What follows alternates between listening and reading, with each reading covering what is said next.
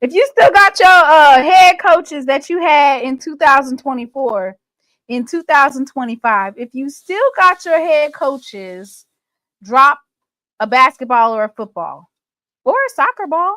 Drop one in the chat. If you still got your head coach that you had going into 2024, we're now in 2025. If you still have that coach,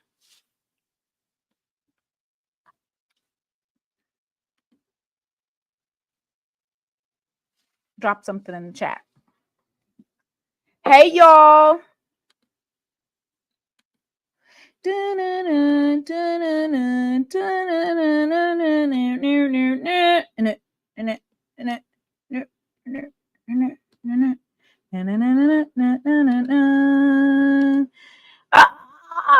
Behold! See, Norfolk State knows what it means to have a good coach and the investment that it takes, because they didn't even wait. Coach Robert Jones, oh yeah, they went ahead and gave him his raise. He had about 2 years left in his previous contract. They went ahead and signed the dotted line. They actually gave him, I want to say, a 50% increase. He's getting paid.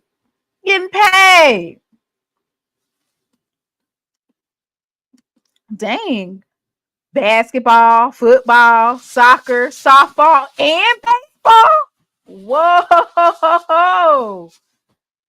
Y'all got y'all same, y'all have y'all same coaches. Y'all got the same. You do not have the same. Yeah, y'all got the same football coach. You got some continuity going on in there.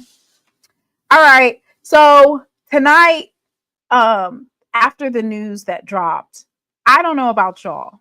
We all grown, but I feel like I could have one glass of wine tonight.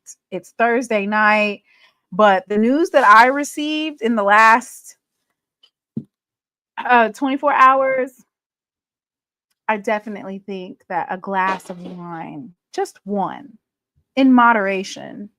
And I haven't even, I only drank from the other night. So I'm gonna have a small glass because, just a small glass, nothing too serious, just a small glass. We sipping and seeing what's going on in the SWAC. Just a little bit, not too much. Okay.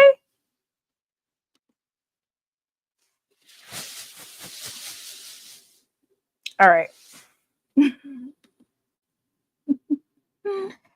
Miss Mary. Miss Mary from the 305. Miss Mary.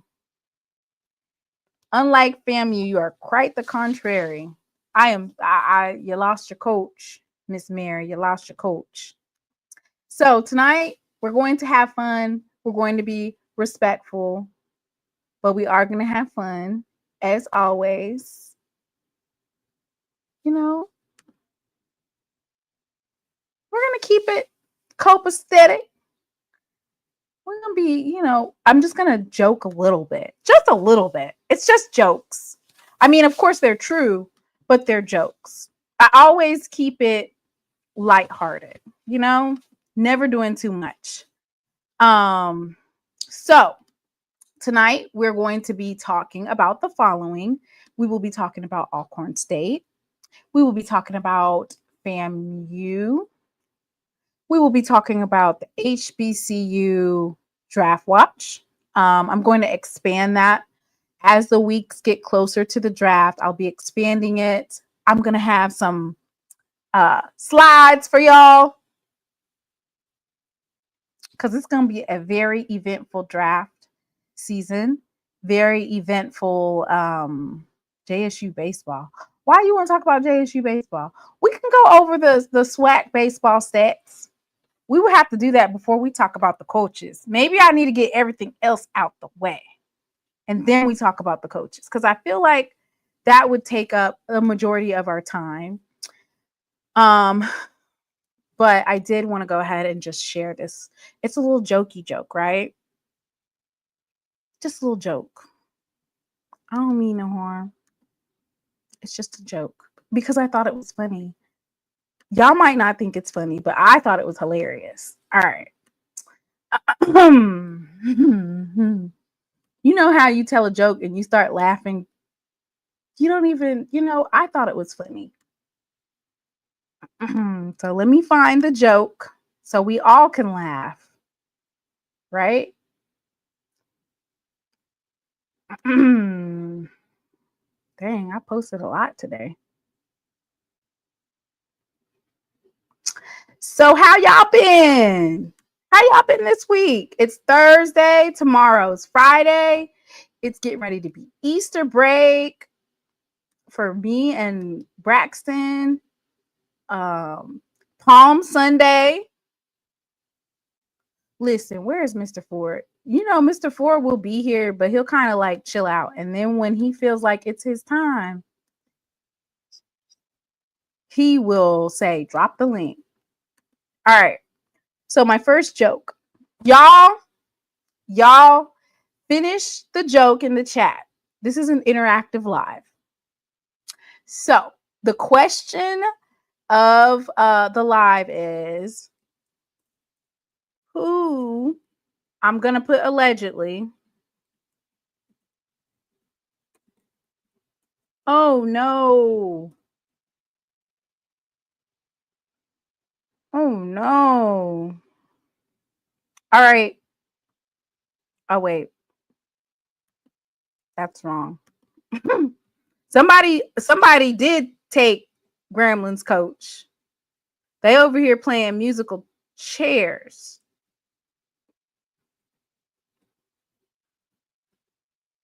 Wait, I have to put coach. It's not coach over here. It's coach. There we go. Who allegedly took FAMU coach? I'm going to need y'all to drop the answer in the chat. Who allegedly took FAMU coach? The basketball coach, allegedly, according to Liv for Hoops. Who took? I don't see no answers in the chat.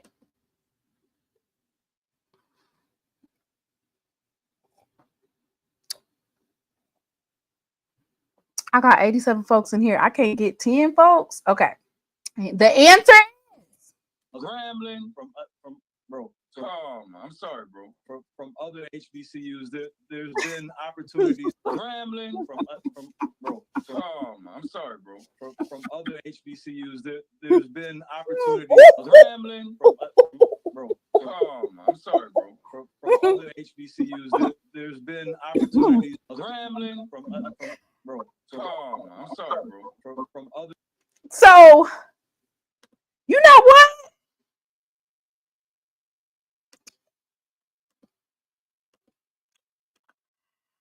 I ain't even gonna hold you. I'm even gonna hold you. Wait, what do they call that? What highway is that? What highway is that? What exit is that?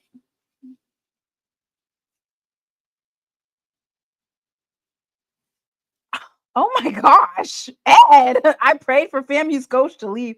Feels good I manifested this out of hate. Whoa.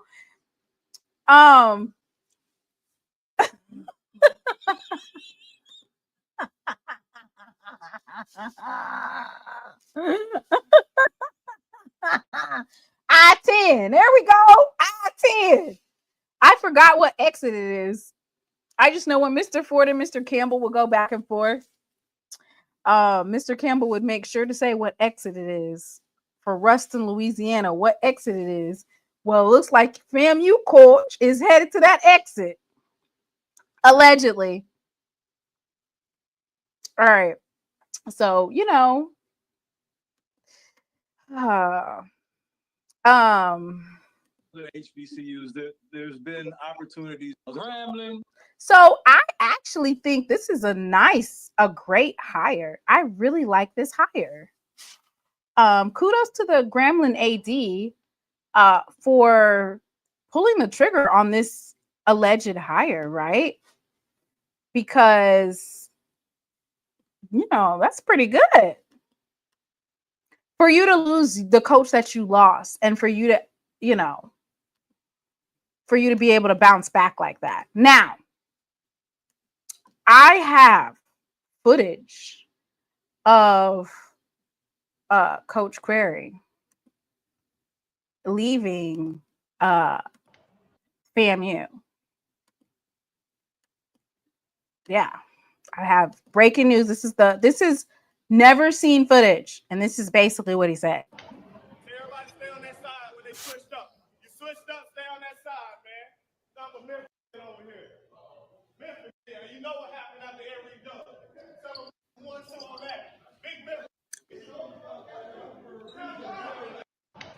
Everybody stay on that side when they switched up. You switched up, stay on that side, man. Stay on that side, man. Memphis, yeah, you know what happened after every. You know what happened. Stay on that side.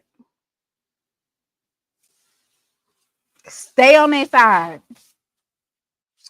Okay. I'm done being petty, y'all. It was fun. It was fun. Y'all didn't think that was funny? All right. I thought it was hilarious, me personally.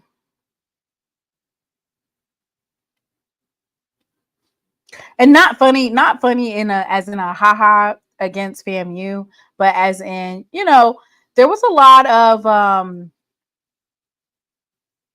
drama surrounding his hire. It was nothing to laugh about, right? To be on campus before your actual contract is executed, you know, to trying to bring in a program, not have that much time to recruit, and have a phenomenal season in terms of what he was working with. That was a good season. He was playing very well. I think that was one of the highest amount of wins that FAMU's had in basketball history as of recently.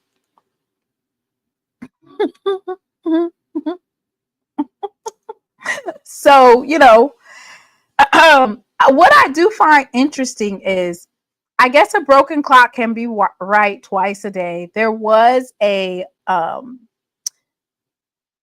Twitter post like in middle, like the March, like right around the tournament time, and it was HBCU sports, and they said that sources confirmed that Coach Crarey had not, in fact, signed his extension, or had not signed the contract.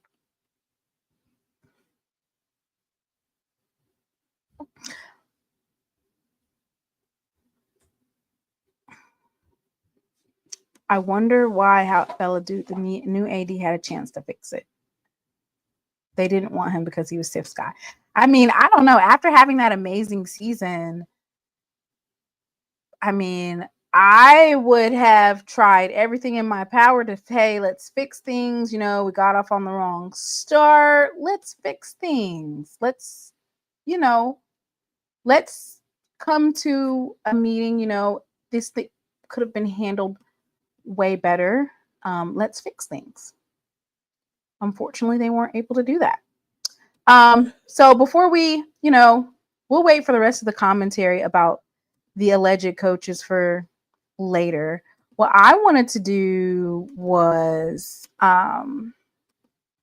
share with you something about the HBCU draft watch, of course.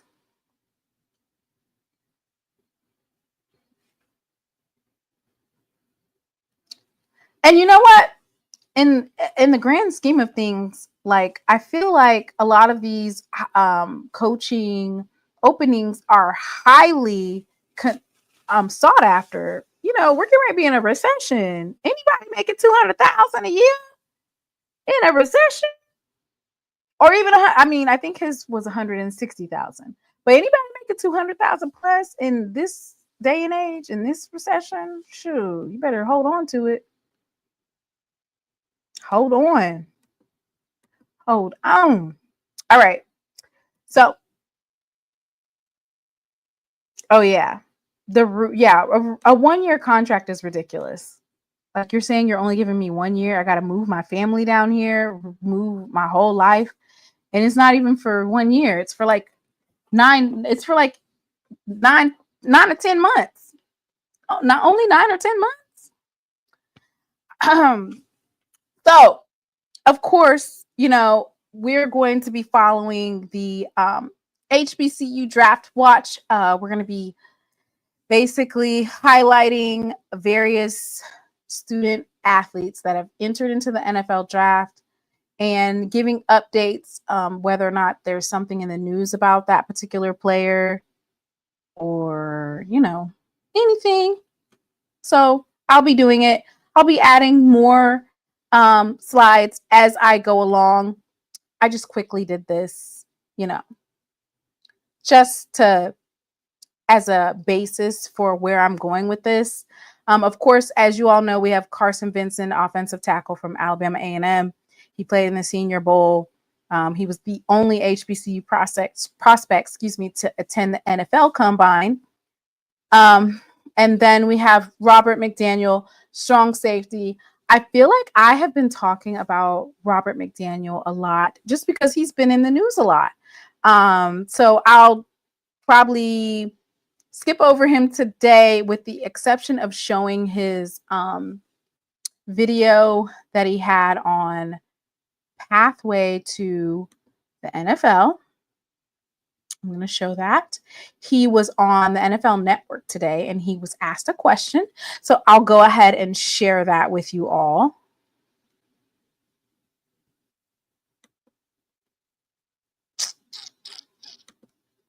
And I will be covering more than just the couple that I've been talking about.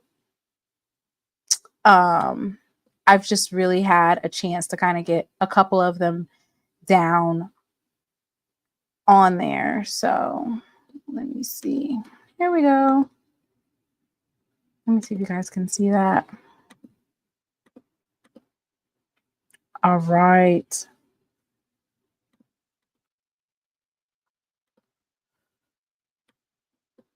Long storied history of players coming from HBCUs having success in the NFL. How will your experience playing at an HBCU help you have success at the next level? Oh, just being able to take advantage of my opportunities and my resources. That was something, especially coming from HBCU, we don't, you may not have it as a Power 5 or a Group of 5 school, Power 4 school, but it's what you do with your opportunity that makes the most of it. And that's what I was able to do. You know, you can't hide talent no matter where you at. And I was just able to continue to showcase that even coming from a SWAC school. Okay, so we got a few weeks left before the draft. What are some of the things that you're working on? What are you most excited about when draft weekend approaches? Oh yeah. What I'm continuing to work on is my interviewing skills. Continue working on my craft, of course. Continue to film study, anything I can do to help me and help that transition better. And the one thing I'm excited for is honestly just draft day. You know, never would have thought I'd be actually entering myself in draft and having this dream since I was a little kid. And you know, seeing that it's almost that time and things continue to wind down, it's just the best feeling I could ever ask for. All right. All right. That is Robert McDaniel. Hang on, y'all. Robert McDaniel, strong safety at Jackson State University. He started out at Jackson State in 2019. He left when Prime came in, he left. And then he went to Alcorn State, Mississippi Community College. And as a grad transfer, he came back to the Jackson State University, where he decided to finish. And what a finish, what a finish, what a finish, right? So kudos to Mr. McDaniel. We're wishing him and praying for all the luck in the world. And I have a really strong feeling about Robert McDaniel in his ability to be drafted. Let's see what else I can come up with here. All right. So let me see who the next person is on this list.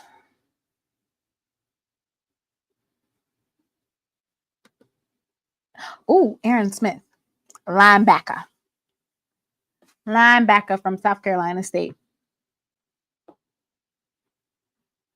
So let's talk about Mr. Aaron Smith from South Carolina State. So Mr. Smith was in his pro day took place at North Carolina State. Ryan Fowler, who is an NFL college football analyst, he worked formerly with the Washington Commanders and host of Commanding the Huddle. He said, nice pro day showcase for South Carolina State linebacker Aaron Smith. One of the premier HBCU products in the class and a player that has generated some buzz for a few years now. There were 18 teams in attendance at South Carolina's pro day, including the Patriots, Bills, Jets, Chargers, and Packers. Okay, so I think he went to South Carolina's pro day. Excuse me, not North Carolina State. He went to South Carolina State's pro day. So he ran a 4.58 40, vertical 35, broad 10'3". Shuffle is 4.37. He benched 25 and 7.12 on the 3-cone drill. And I do have some photos, so I'm going to go ahead and show those to you.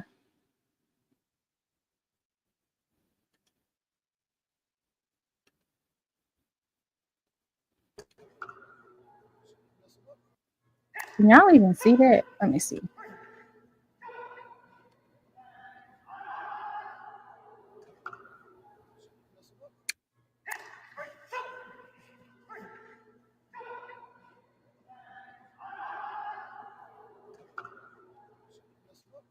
Okay, let me see what else we got here.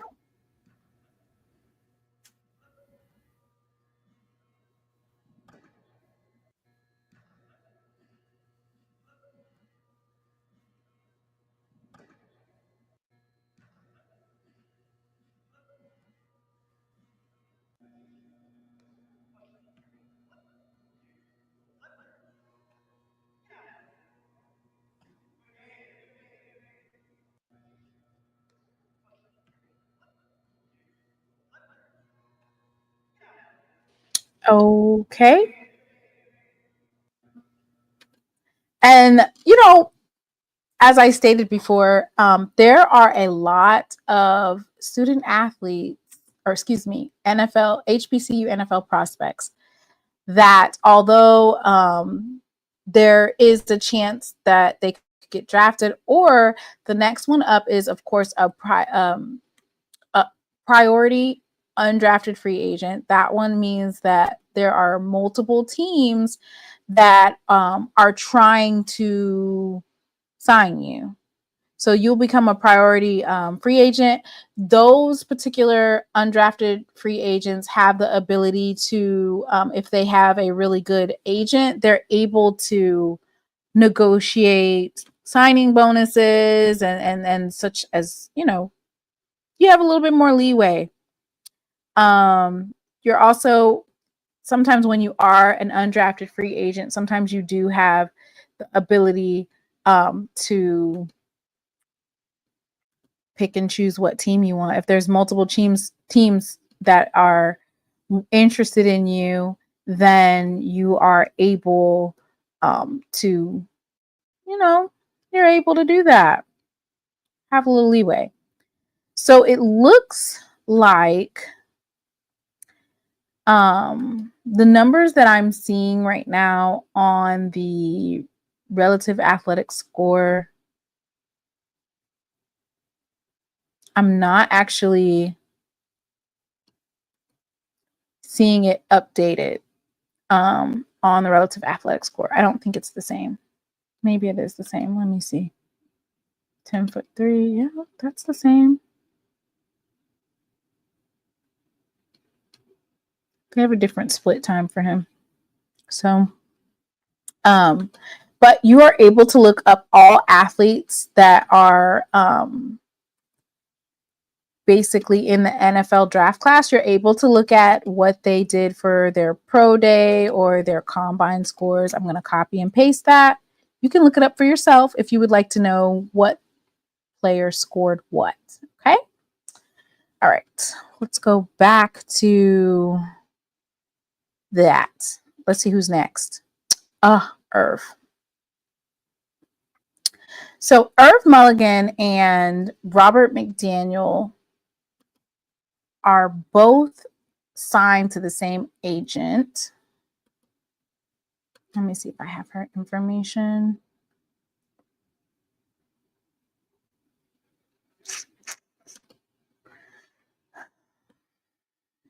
And she is responsible for helping get their name out there, get them interviews, training. Let me see what else. Her name is Miss Rashida, but I'm trying to find her page. But one of the things she highlighted was that there's a lot of things that HBCU players need in order to be successful. You do need training. You do need basically interview skills, practicing, what to say during an interview. Those are things that sometimes when you're at an HBCU, or if you don't get signed to the correct agent, you wouldn't know those things. But she has been doing a phenomenal job. Her name is Rashida Liberty, Lady Lib Sports. I'll share this particular post with you all, just because it kind of highlights the different things that HBCU players have to go through.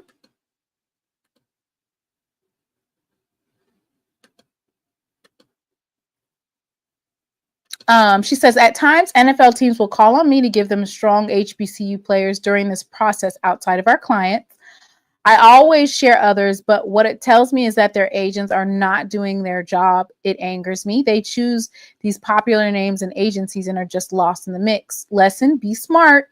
Thank you to our HBCU guys who selected us and have the proper energy and support, a legal team, a PR team, a media team, an on-site support team, training stipends, bonuses, a client operations team, a brand team. They get the same, if not better, support than our Power 4 and G5 players. No differences. And she tagged Irv Mulligan and Robert McDaniel. And as you can see, when we talk about visibility and who you've been hearing about as of late, who's been in the limelight, that has been Irv and Rob. Oh, Mr. Ford said drop the link. I ain't even listening. I'm sorry, y'all. I wasn't even looking. Mr. Ford's here? Mr. Ford? Good. Thank you, Jesus, so I can stop talking. Good Lord. I can't wait to sip my tea and listen to him go off. Hurry up, Mr. Ford.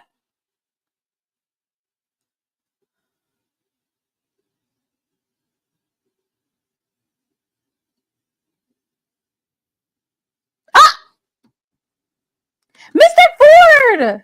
Hey, how you doing? I'm sorry. I'm just mumbling and jumbling. I was just going on and on and on. I'm not even looking at the comments. I'm sorry. You said drop the link, Mr. Ford. Yeah. You all right? Dang, you must have said it a long time ago. I don't even see it.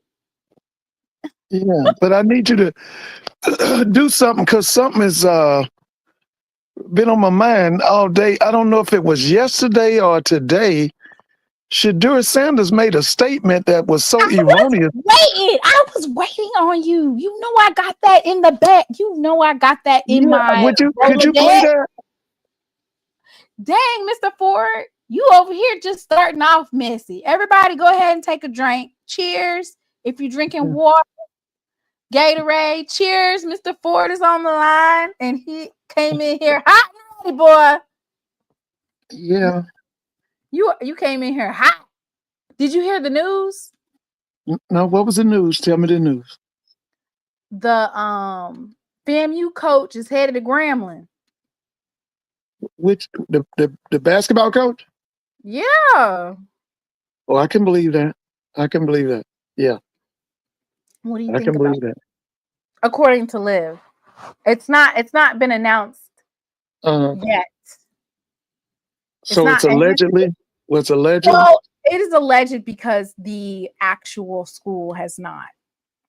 I mean, it's a source. Okay. Well, they're getting a good coach. I watched him a couple of times this season. He's a good coach. Yeah. He's a good coach. But I wanted to know if you had that. Could you show that video of that lie that Shadur Sanders told? And I know his daddy told him that lie. But I have a request of the Jackson State alums that after you show that video that I like for these alums to do. Oh, Lord. Hang on. Oh, I have it because I literally put it on my, let me see where it's at. I literally just put it on my phone the other day. Well, he actually lied about not only Jackson, but he lied about the University of Colorado. Oh, Lord. Lord, no, you gonna call him to the carpet. Yeah. Mr. Ford about to call Shadur. What I'm going to ask is that the Jackson State alums either call him, text him, email him, whatever, ask him to please stop telling that lie. Because he can't go around telling that lie. It's too many of us know that's a lie. Mr. Ford, you know, sometimes I'm not going to say to his defense, but what I will say is that I was thinking that he meant recent and he forgot to use the word recent history. That's what I interpreted as, but when you're on that, he has a degree, right? Didn't he have a degree? Oh, hey, Miss Whitley. How you doing, Miss Whitley? Listen, he has a degree. He should know that.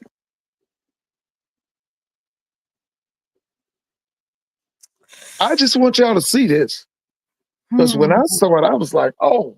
And the first thing I said, I know his dad, because you know his dad is a habitual liar. And I figured that's who he got it from. All right, I found it. Good. We can just interpret what he meant, right, Mr. Ford? Okay, what they say, mean what you say and say what you mean, you know. Facts. Mr. Ford gonna call it to the carpet, y'all. Mean what you say and say what you mean. Yeah. And I'll just, sometimes you devil's advocate and say, well, he meant this, or, especially when you're on that type of platform. Oh, okay. So here, I'm going to play it. I don't think Jackson State or Colorado had a winning history before I got there. Ooh. So it's just another day in the office, another year in the office for me. It's the same thing over and over. And that's why I enjoy about life, because I understand how to approach different situations and what to do different. So I'm just thankful for the opportunity, and whoever drafts me, whatever. I'll play it one more time. Don't matter to me, because I know in myself who I am, and I know what I bring to the table. So whoever sees the value in that, will be very lucky to give me.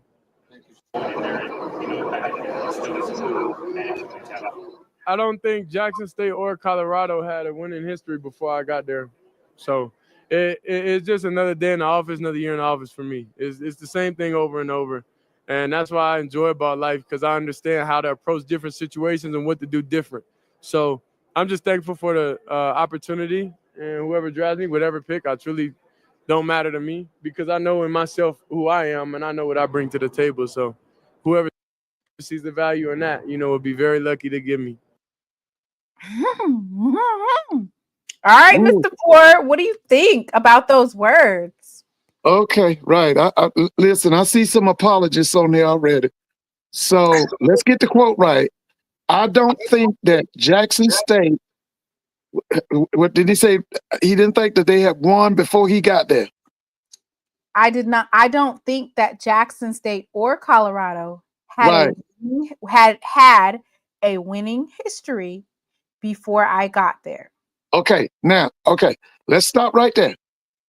Okay, so you apologists, you go head on and defend that lie, because that's what it is. That first of all, okay, so I guess we don't know who W.C. Gordon is. We don't know who Bob Hill is. Okay, we don't know who Walter Payton is. We don't know who Jackie Slater is. We don't know who Dr. Doom is. We don't know who Harold Jackson is. We don't know who none of these people are. Okay, all right. Then you said about Colorado. Would somebody please inform him that Colorado won a national title? I think on the what's his name, he's passed now. Was it Coach McCarthy?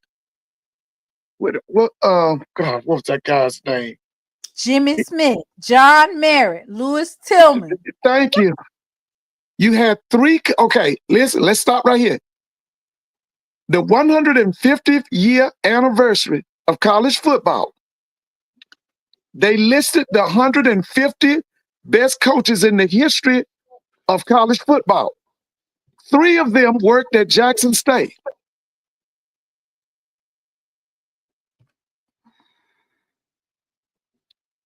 Okay, so like I said, you apologists, go ahead and apologize for him, because you always apologize for everything. So go ahead on and do your apology. I know he didn't know what he said. The word of the night, accountability. Okay.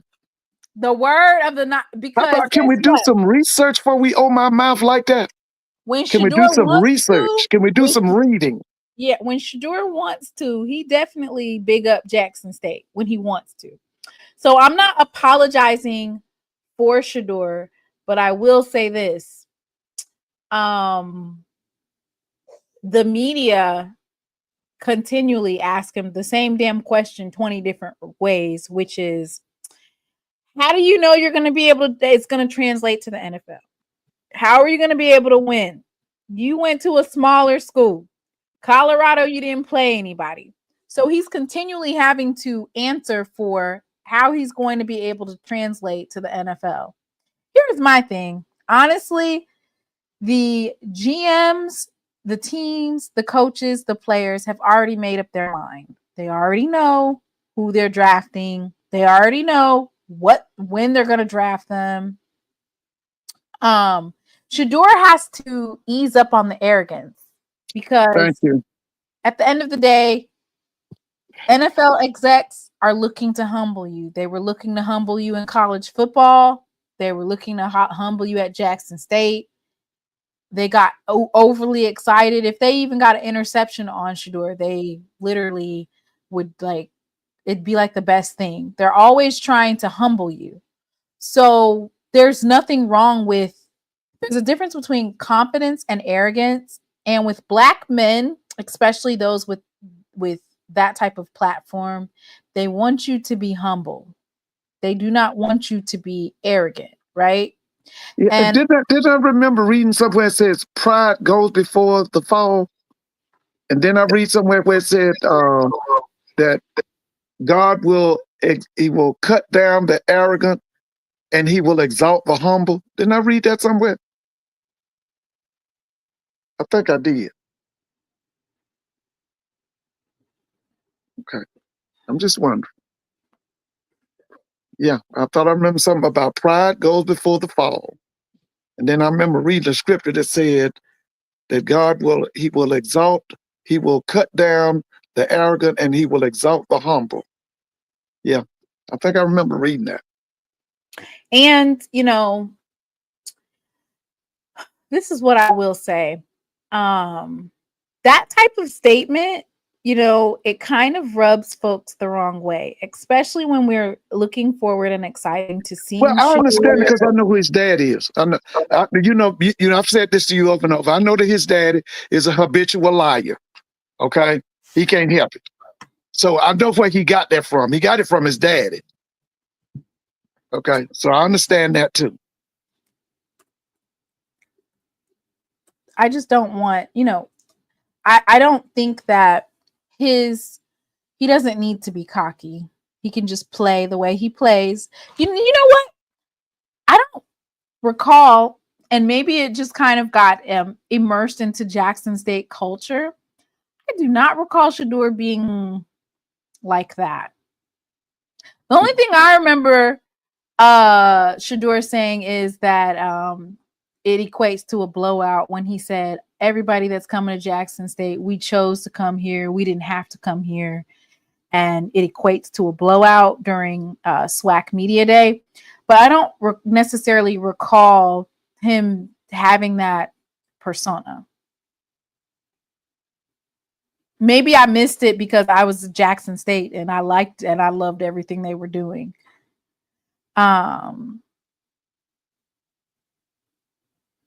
So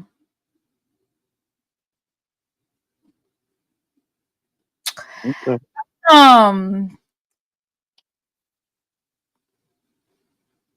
Yeah, so Shedeur, my response would be, I want to acknowledge the history of Jackson State and clarify what I said. What I meant was that in recent history, Jackson State football or Colorado has not had the best record.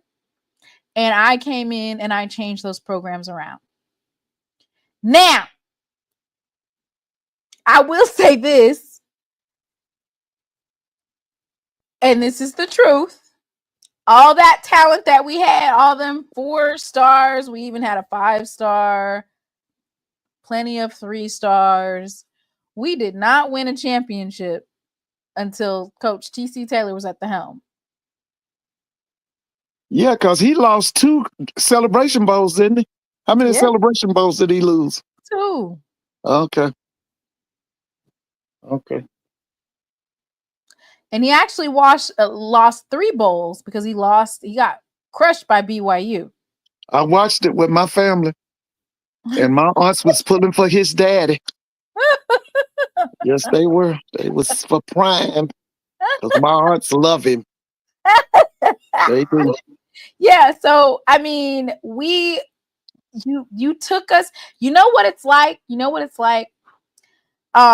It's like when the didn't the Israelites wander? Yeah, for 40 years.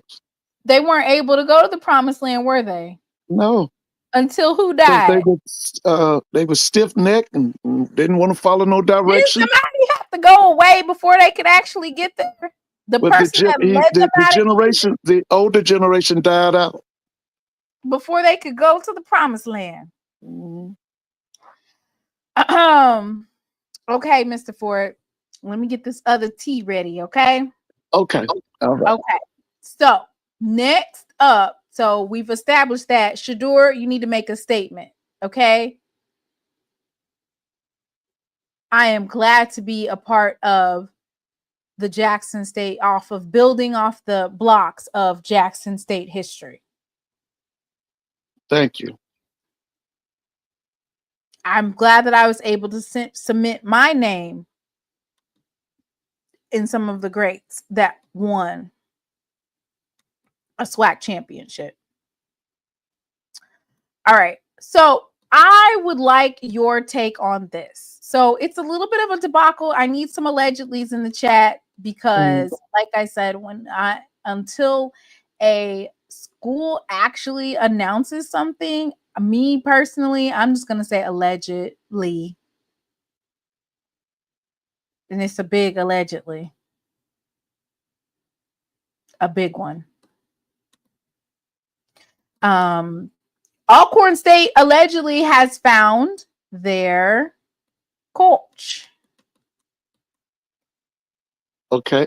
And allegedly, who is it? So the only problem with this alleged, right, is that I'm also hearing that allegedly he accepted it and without doing due diligence on where the school is at, what type of school it is, what type of resources they have, the location.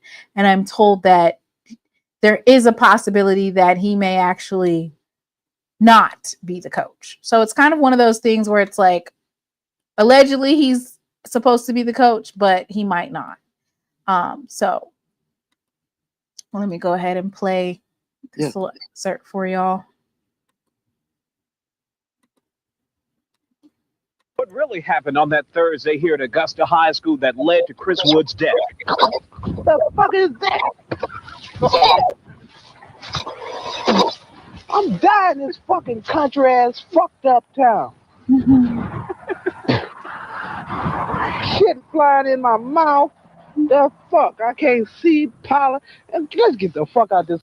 So the person that allegedly, right, is supposed to be the coach is a Florida State assistant. I heard that too. Yeah. Okay. You heard it too? Yeah, I heard that too. He worked for Leonard Hamilton. He has coaching experience Yeah, that's what I heard too. He was at Bowie State. He was also at Coppin State. And he is now currently at, well, I don't know if it's current. They said he got the job. If I'm Florida State, I'm saying bye. All right. I think they'd already said bye. He was dismissed with the because Hamilton was forced out and they brought in a new coach at Florida State. And so Hamilton's crew had to go. They were out the door. So this is one of those things where you clicking on Indeed and you see a head coaching position and you go ahead and you just apply anywhere and everywhere because you need a job. Oh yeah. Oh yeah. You just go ahead and click Indeed. Like they have this thing where you can do like a one-click submit. So he done went from tomahawk to one tomahawk. Yeah, he was on Leonard Hamilton's staff, and Leonard Hamilton's staff. Leonard resigned, His staff was out the door, and then Florida State hired somebody else. I think they hired somebody from the Sacramento Kings. I'm not sure. So he don't even got to change the song. I think they got the same song.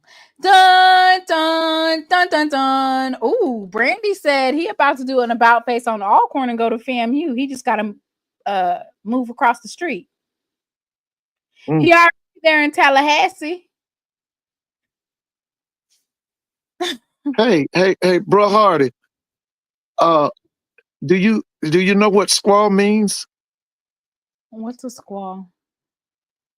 That's what European call Indian women. But do you know what that actually means? What does it mean? I don't know what it means. No, Alcorn has more soul in their chant. Oh, okay. So I'm going to read your stuff about Jake Morton. Okay. Jake Morton, he was only there for 1 year. In his first season as an assistant coach on Leonard Hamilton's staff at Florida State University, he comes from East Carolina, where he's an assistant coach for the Pirates in the 2023 and 2024 seasons. He's an experienced coach who back in the ACC, where he both played and coached at the University of Miami. Okay.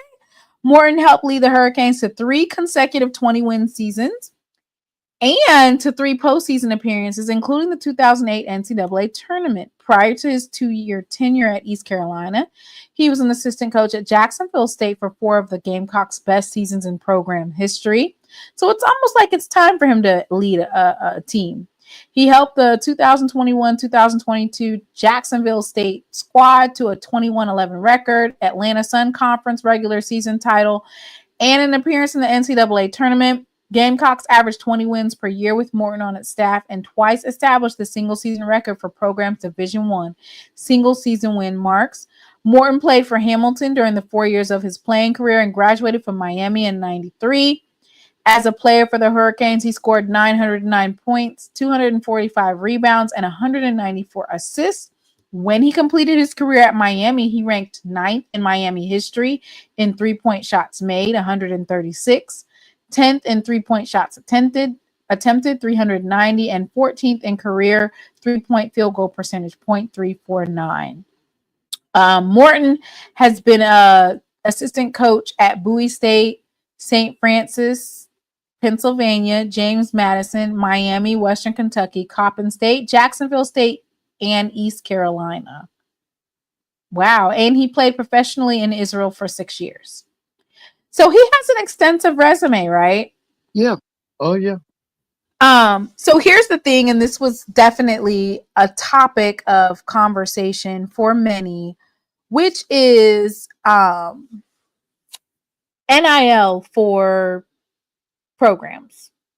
It was a topic of discussion for the reason why the Grambling coach left. He made remarks to make it seem like that he didn't have NIL support at Grambling State. It's been also a topic of discussion in many HBCU head coaching positions, is the lack of NIL and the ability to recruit effectively. I have a source that tells me that he is actually considering rescinding.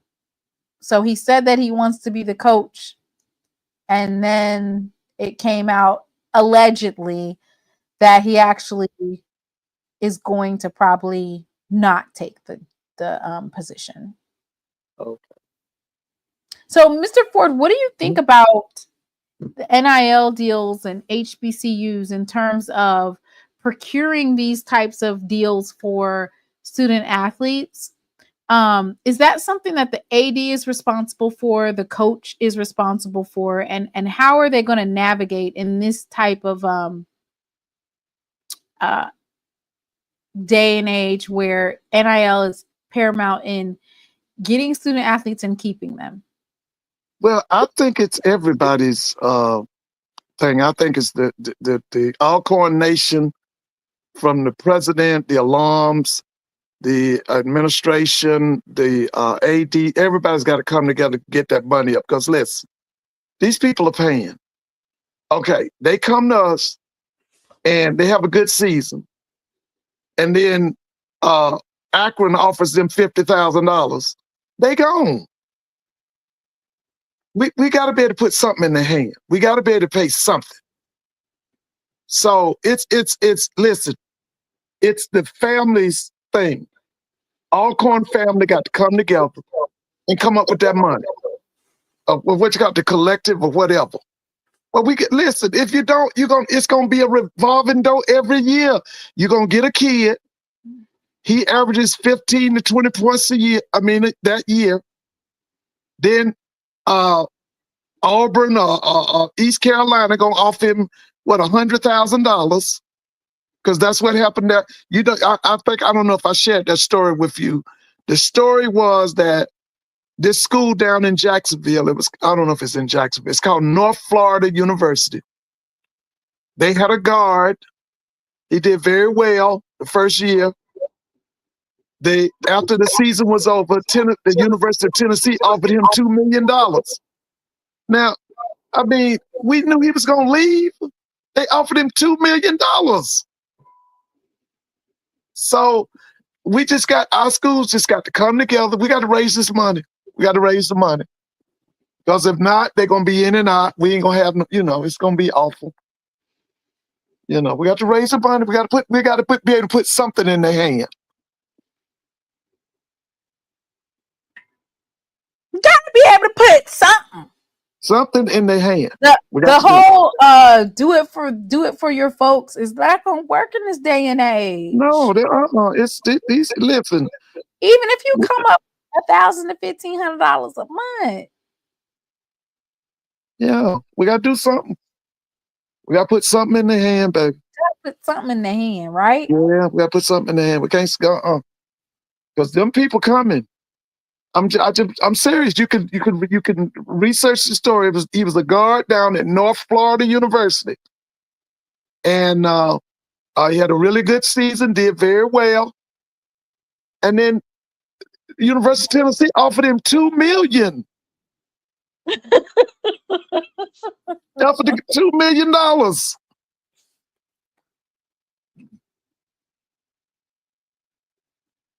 So we just got to raise the money. We got to raise money. I heard your AD, didn't he say that the people would pay a little extra on the ticket and then he was going to use that for NIL, right? Yep. And but listen, partnerships for the golf program as well. We got some partnerships as of recently for the golf program as well. That's what I'm saying. So listen, everybody in the SWAC, take notice. You can do what he's doing, or you can come up with your own, but you got to have something. You got to do something. Have something. That's right. Got to come up with some kind of plan, some kind of strategy, some kind of financial game, business plan, something. Because a lot of them are asking for the coaches to come with NIL. It's kind of like, wait. So as a coach, I'm definitely responsible for fundraising, right? Yeah. With fundraising. But when I think of a coach being responsible for NIL, I'm thinking like the job of the coach is it the head coach's job to procure NIL? It's everybody's job. But I'm saying like it's his job to do fundraising, yes, but the ADs are supposed to get the big donors so that they can talk to them or build that relationship, right? It's the AD's responsibility to organize these whether it's like a party or if it's an auction or if you selling fish plates. The point is it's the AD's responsibility to set it up, and then it's the coach's responsibility to sell the program. I just feel like it's the entire university family. And it's the alums' responsibility as well. Come on now, alum. You can't be wanting for you to go undefeated and you don't want to put something in the pot. There we go. We got to do something. It says, nobody fundraised better than Hugh Jackson. He brought in $2 million in additional revenue, and they gave him 25%. Damn. And you know what they did? They fired Hugh.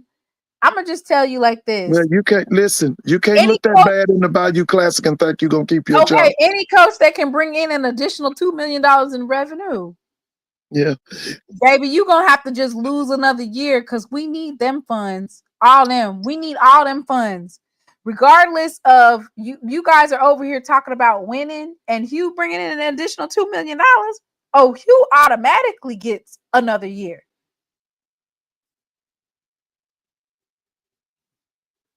If you bringing in $2 million of your own on your own accord, you are negotiating and finding $2 million worth of extra money. Winning is not a priority here. If you're able to bring those types of funds, forget a Bayou Classic. You just gonna have to lose another year. You're gonna have to have another losing season. And I'm not trying to listen. Remember what I told you. The people in the SWAC are impatient. He could have got another year. He lost to Southern 2 years in a row. It looked bad doing it. I knew they were gonna get rid of him. If that's what you're doing, you're right. You're gonna have a revolving door. But any coach, we're gonna have a revolving door. $2 million. So it's not just the coaches; it's the entire university family. I'm sorry, you're just gonna have to have another losing season. You bringing in $2 million of your own funds? You mean I didn't have to do nothing? You making sure that the kids got NIL deals on your own accord?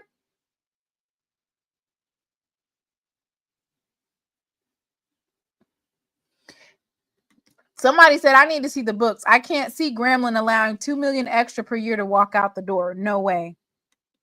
Maybe it was $2 million a year. Maybe it was $2 million that he had collected thus far. It don't matter. He had a program. I remember I would have to get Bruh Hunt on here, but he did have a program. I remember that. I do remember him having a program. But like I said, he looked terrible in the 2 Bayou Classics that he was the head coach. He deserved one more. I feel like he deserved one more. And you have to realize that. And you know what? They're getting kind of arrogant. But some of these schools that are in a place that it's harder to get kids to come to, you're going to have to give your coach a little bit more time. That's one thing they don't want to give now. Now, Mr. Mona, I've said this about these fan bases and how impatient they are.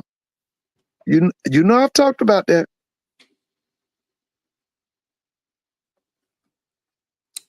They're saying that we got to check on that $2 million. That's a high order. He only coached there 2 years. Definitely need to see those books. Because if I find out, even let's just keep it a buck. Even if it was 300,000, if it was 400,000, if it was 200,000, that's more money than y'all got coming in.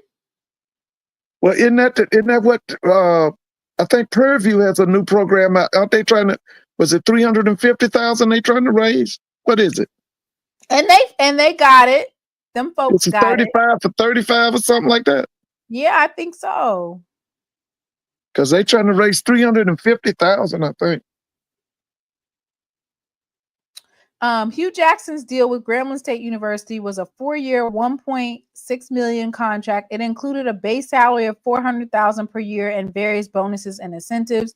He also had a revenue sharing clause, receiving 25% of any new revenue generated through promotions, sponsorships, or initiatives. Hugh Jackson was fired after 2 seasons. And they said that he made $750,000. So, if you're bringing in $350,000, the $350,000 that he would have made would have only been 25% of the larger piece of the pie. I'm not trying to pull nobody to the front regarding that, but if that's true, oh my God, that's terrible. Anybody who can he's here in Atlanta. He's You know, he's the new offensive coordinator at Georgia State University. He said, "I'm tired of you Negroes." Yeah, he's here. He's with tired of you. Dale Wasn't he McGee. trying to be at Morehouse? Well, they couldn't get together on the contract. They actually wanted him. No, I was told that they didn't want him. They were just like, "That's not a good fit." I'm like, "Bruh, how is it not a good fit? You guys have me either. I think it would have. Well, anyway, he's at Georgia State. He's, like I said, he's the new offensive coordinator. They didn't do him right. I didn't like that. They didn't do him right. He should have took the Chicago State job. Let me stop. I'm not trying to give away Coach Rome's job, but I'm just saying. Yeah, well, he's over with Dale McGee now. He's with Okay. Dale. Well, that's enough on that. So I told you about the Alcorn State new head coach alleged, you know, right. That's very much so alleged. And now I'm being told that I'm going to play the video again because it's funny and I like it, which is after further review, you know, he didn't know where the campus was, about the campus. He didn't know anything about anything. We're going to see if he's announced next week or for somebody else. What really happened on that Thursday here at Augusta High School that led to Chris Wood's death? The fuck is that? Shit! I'm dying in this fucking country ass fucked up town. Shit flying in my mouth. The fuck? I can't see pollen. Let's get the fuck out this country, motherfucker. I can't see what really happened on that Thursday here at Augusta High School that led to Chris Wood's death. But Mr. Ford, ain't Tallahassee kind of country? I think Tallahassee kind of country. I could be wrong. Don't get me now. Lord, them FAMU folks, they coming. If you over there talking about the 18. So isn't Tally kind of country? It's like country Florida? No? Okay, so I got some receipts, y'all. Thank you for the receipts. Let me see if I could get this up here. All right. Without putting somebody's name out on blast. All right, here's the receipts. So here's the receipts. Mr. Ford, I can't hear you if you're talking. I don't know, your phone rings. I don't know if you have to come back in or what. Tallahassee is very similar to Baton Rouge and Jackson, small capital city. Not Tallahassee being similar to Baton Rouge and Jackson. Hugh Jackson's deal with Grambling State University was a 4-year, $1.6 million contract. It included a base salary of $400,000 per year, various bonuses and incentives. He also had a revenue sharing clause. Got you, Mr. Ford. Receiving 25% of any new revenue generated through promotions, sponsorships, or initiatives. Jackson was fired after 2 seasons. Okay. So that's the first part. Okay, let me take this off and I'm going to pull up the other part. Okay, here's the second part. Somebody come with our receipts. Revenue and expenses report. Jackson received total compensation of $783,585 in 2022, thanks to a clause that entitled him to 25% of any new monies he bought in to the university through promotion, sponsorships, or initiatives, according to a report by Sportico. So let's do a little bit of math, y'all. Let me see if I can do this. So 783,585 minus 400,000 equals 383,585.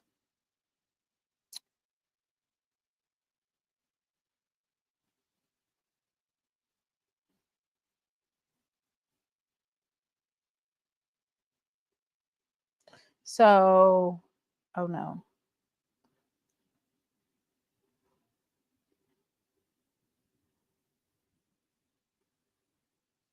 So that means that the amount of money would have been 1.53 million, because 25% of 1.53 million is 383,585. So, y'all, do y'all think that that's true? If it is, you know what? I'm not even trying to be in everybody's business, but that is interesting news that a football coach could bring in that amount of revenue and y'all let him go because he's losing. You would have just had to have a losing ass season for a couple of seasons. Bump that. Do y'all got 1.5 million? Oh, you don't have 1.5? Oh, okay. You're going to have to lose a couple more seasons. All of my sources are anonymous.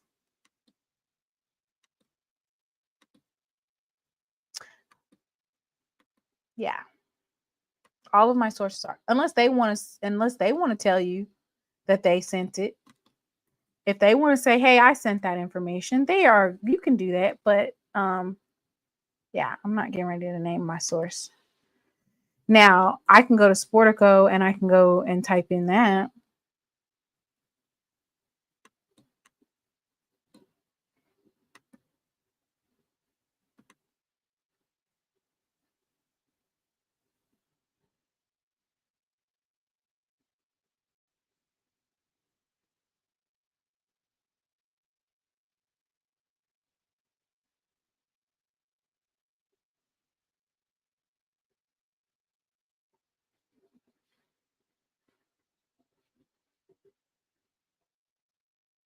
Yeah. So he had a 3-8 record, and then I want to say, didn't he have 5-6 or 5-7? Yeah, I should have kept Art Briles. I'm gonna die on that hill. Y'all should have kept him. There you go. Messy. Merlin, you messy. I'm the Paul. I be there, that boy daddy. Ooh, it's a source from Southern. Does that mean it's a lie? No. Allegedly. Now what you gotta say, Mr. Moore, because it's a Southern source. What you gotta say? You ain't got nothing to say now. Mr. Ford, what happened to you? I wanted to ask you about FAMU and be messy. Whoever calling your phone, tell them don't be calling your phone when you online. All right, y'all. Let me go to this. Oh, dang, I don't have his picture. Okay, I did that one. Okay, did I do Irv? Yes, I did Irv. Kind of, sort of. Okay, I didn't even put this young man's last name. I am so sorry, y'all. I was inundated. I had so much stuff going on. Jaqueen Davis. It will be fixed. But Jaqueen went to North Carolina State's pro day. Did Mr. Ford come on yet? Get Mr. Ford on the line. All right. Weather bad in Georgia. Mr. Ford might not be in his spot. Oh, okay. So hopefully he's safe. Oh, it might be Mrs. Ford. Get off that phone over there talking. You always talking about football. I'm talking about football. Were y'all on here when he said, I'm talking about football? He wanted to be left alone. Okay. Last week at North Carolina State Pro Day, a performance by North Carolina Central wide receiver Jaqueen Davis ran a 4.36 40 at 6'3", 194 pounds with a 42-inch vertical jump, 10.4 broad jump, a 6.93 cone, and 4.3 short shuttle. 2024 second team All MEAC with 31 receptions, 489 yards, 4 touchdowns. Should be an interesting. So Josh B. Draft has Jaqueen Davis as a priority free agent.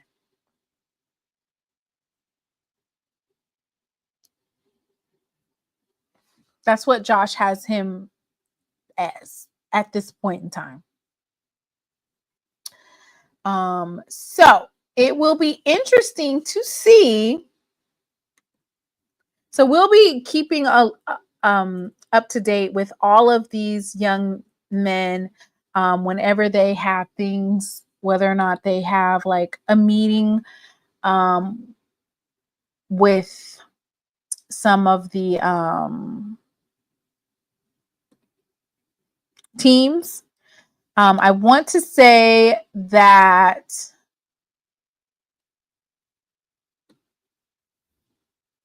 Steve Weish is Wesh. I don't know how to say his name.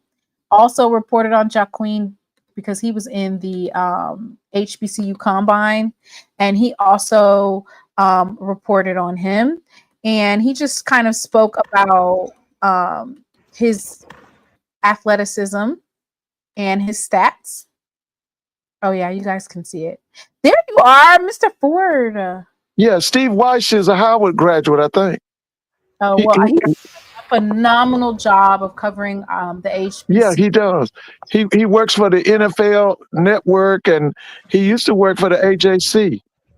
Well, yeah. I feel like in terms of visibility, he has done a phenomenal job of advocating and giving these young men exposure.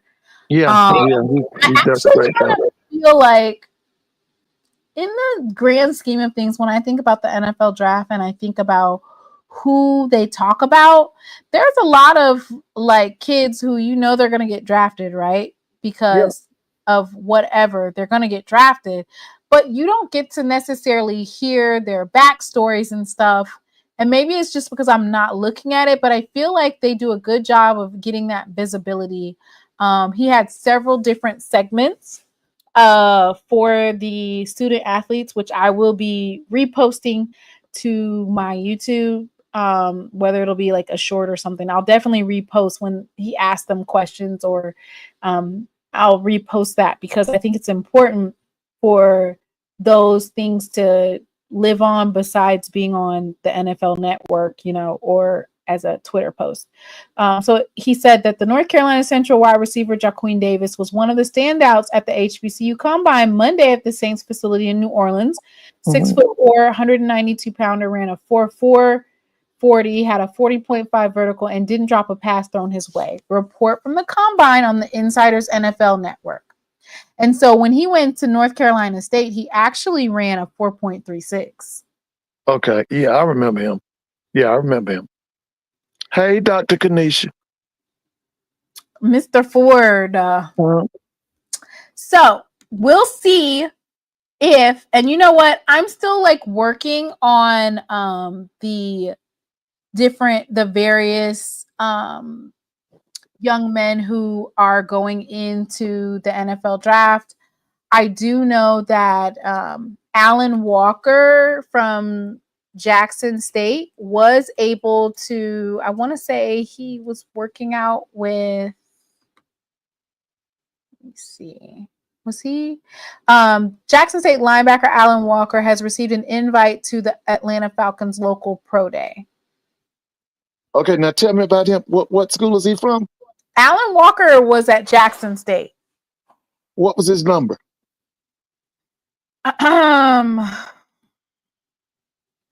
Let me pull it up for you.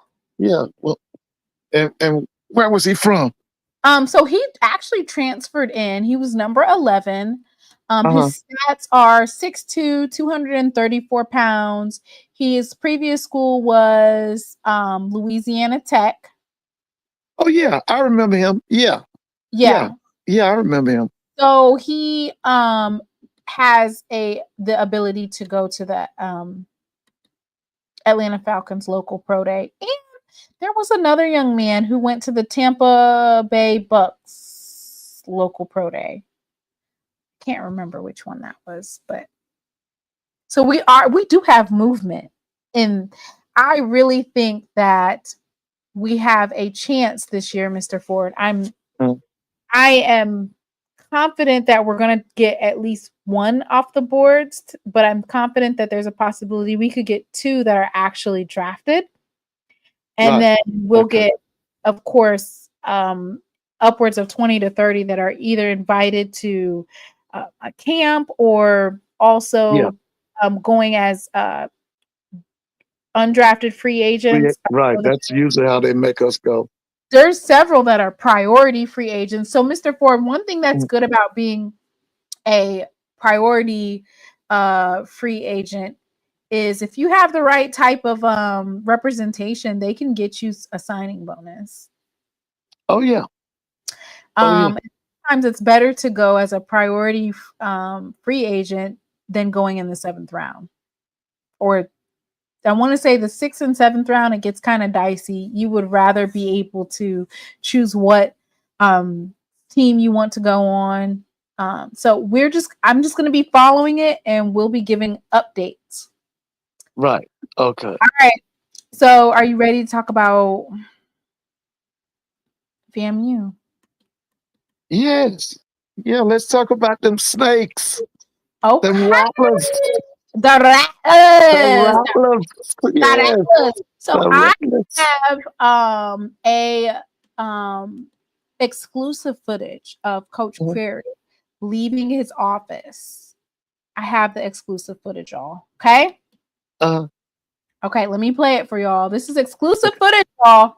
Coach Crarey headed from FAMU to Grambling, allegedly, according to Liv. Allegedly. Aaron, Pierre, that's Mufasa. Aaron, Pierre, that's Mufasa. What? Aaron, Pierre, that's Mufasa. Aaron, Pierre, that's Mufasa. Aaron, Pierre, that's Mufasa. Aaron, Pierre, that's Mufasa. Aaron, Pierre, that's Mufasa. Aaron, Pierre, that's Mufasa. Aaron, Pierre, that's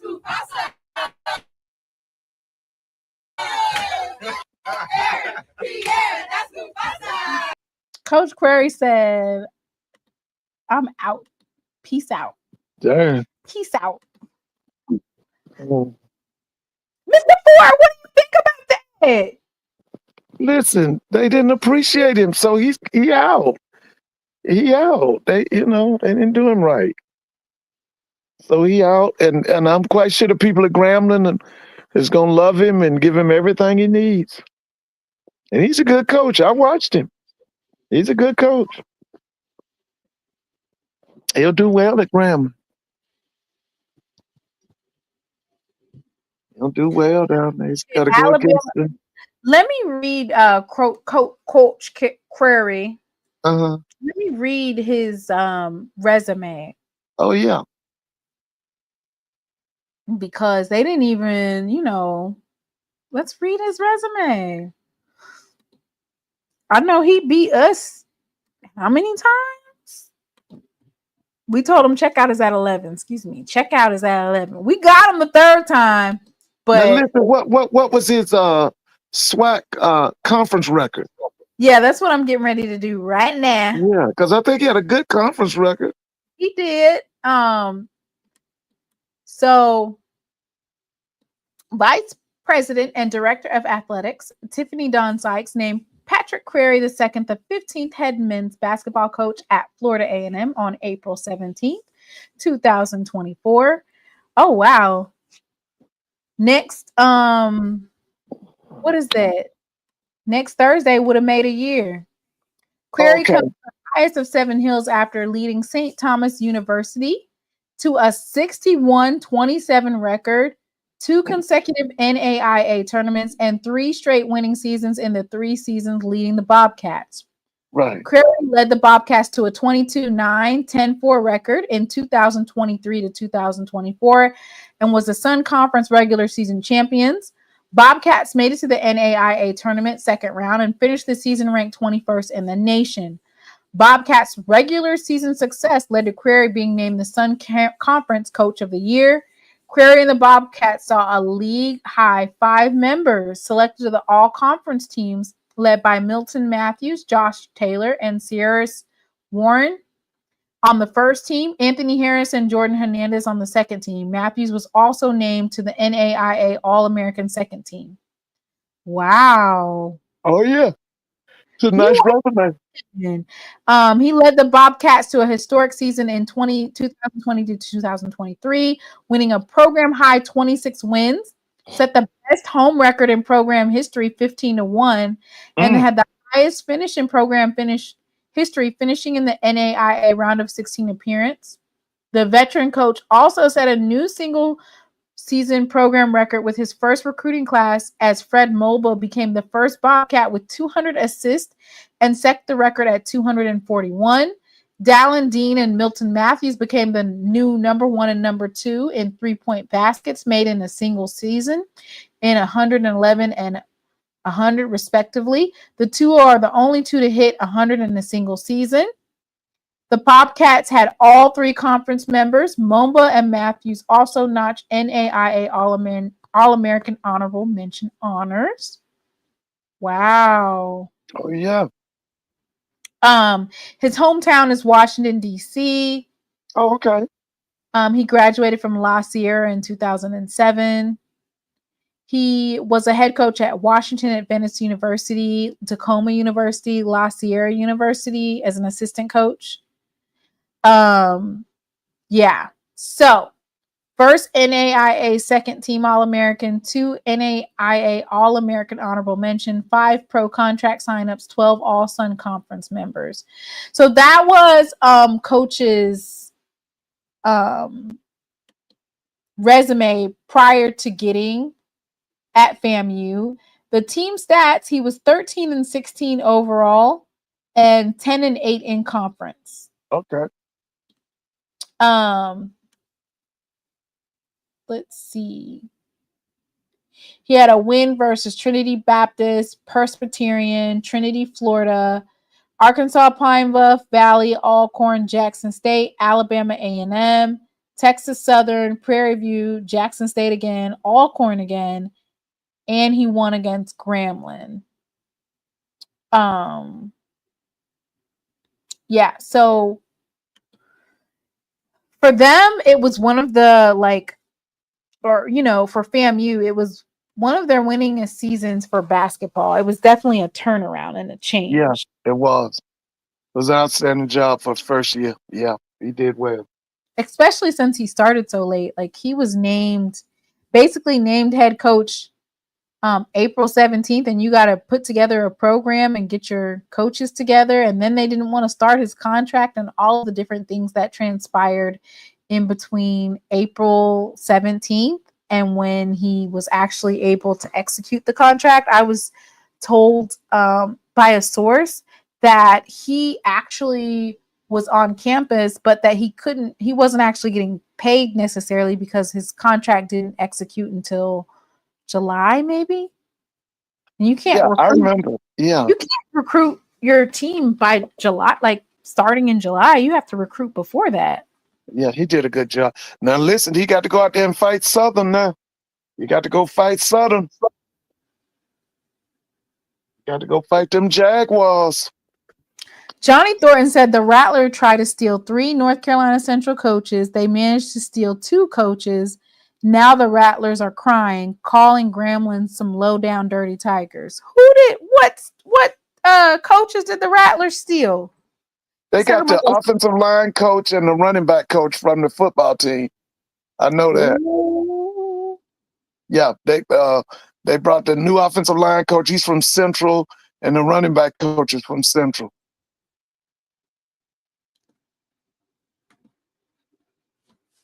I don't know about you, but after I know, you have reservations about some of the things that transpired at FAMU, but baby, that basketball hire was knocked it out the park.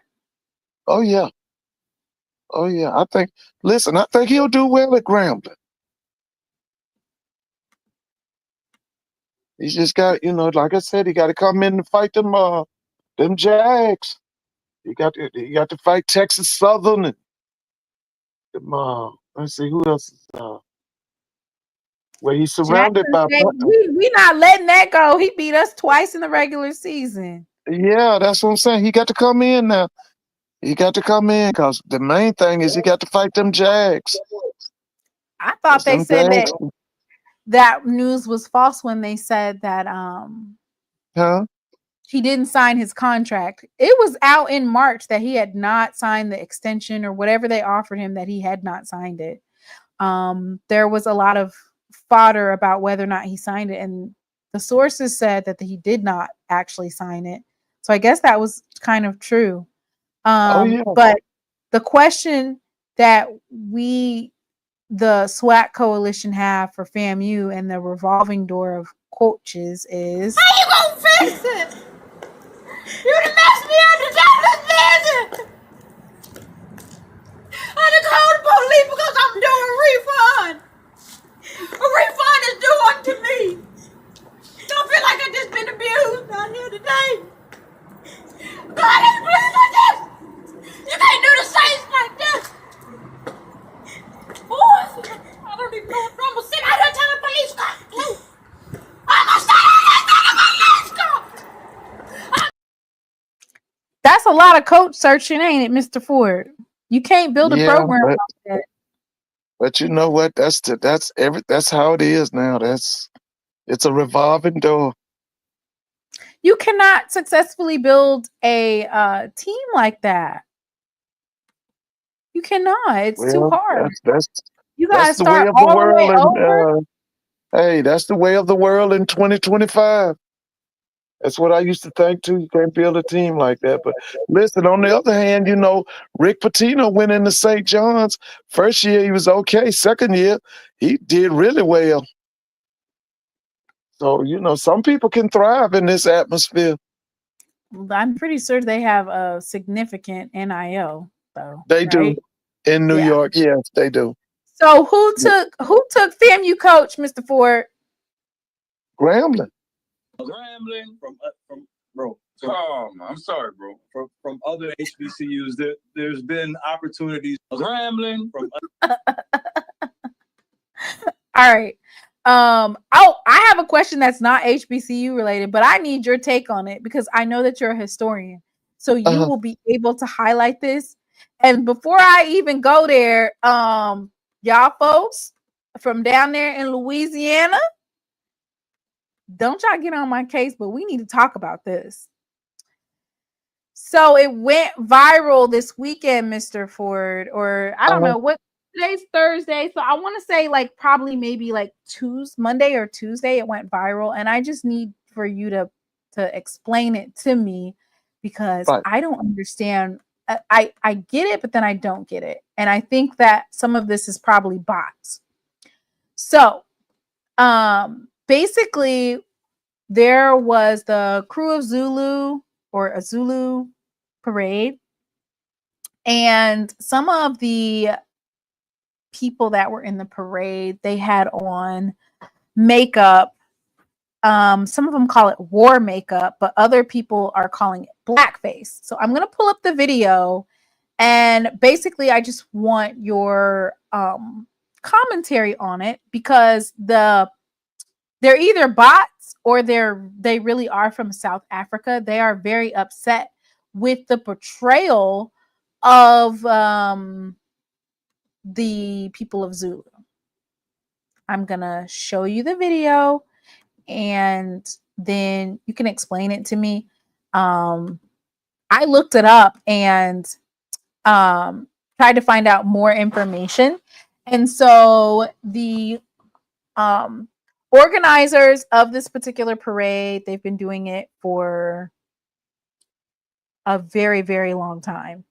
And with the internet, everything that's disseminated or that goes on, it's able to spread across the internet. And so it went viral, and they're basically accusing the people that are in the parade of basically being in blackface. Zulu tramps.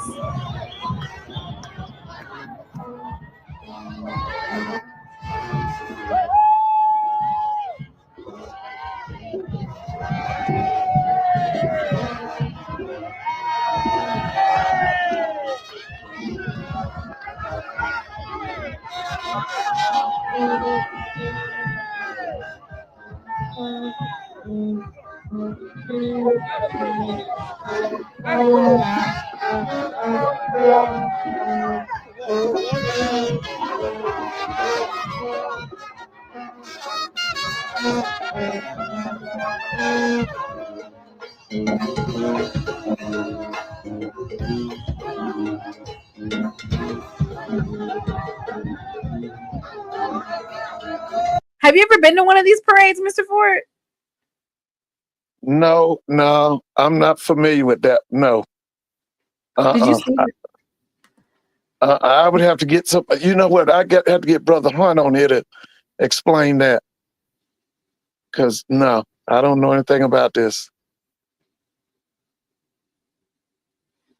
Brother Hunt, are you on here? They have been cutting up on Twitter in regards to it's, and I don't know if they're actually really South African. Or, I don't know if they're really from South Africa, because the vitriol that they have for Black Americans, it almost seems like they're bots. And the reason why I say that is because they're making like remarks like calling us cotton pickers and basically saying that we are making a mockery of the Zulu tribe in Africa, and that we're making and then they're over here saying like all Black Americans, and it's like, well, wait a minute, all Black Americans. This is a New Orleans cultural type of thing. Like, it's not all Black Americans, but they're let me get 2 quick picks in the Donte, that's you. A chance to, hey, you know, bro, Edwin Moore. I think he kind of knows about that. It has nothing to do with negative stereotyping of blackface in America. Hold on, my best friend is a Zulu tramp. Let me see if he will come on, please. It's Zulu cultural. So I think that what I think happened is that maybe there are a couple of folks that are from South Africa who are offended, but I really do think that it's probably like bots, because when I tell you, Mr. Ford, they are going in and they're saying Black Americans don't have culture, and you know, we're making a mockery of Zulu traditions, and then saying we're from they're saying that South Africa didn't have any slave trade, which is totally untrue. They definitely were involved in slave trade. Yeah, the whole continent was involved. I mean, yeah, everybody was involved. It was so bad. It was to the point I was like, how far are we taking this?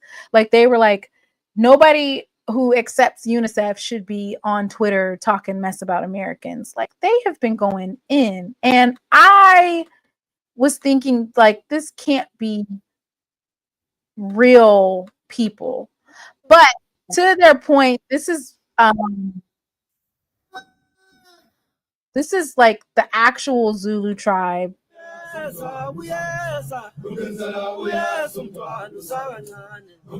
Can you guys see that? Let me see. Nope. Let me put it up there. So they're basically saying like, you're making fun of our culture. And I was just like, you can't necessarily tell folks what to be offended by, right? But I'm just wondering if it was blown out of proportion.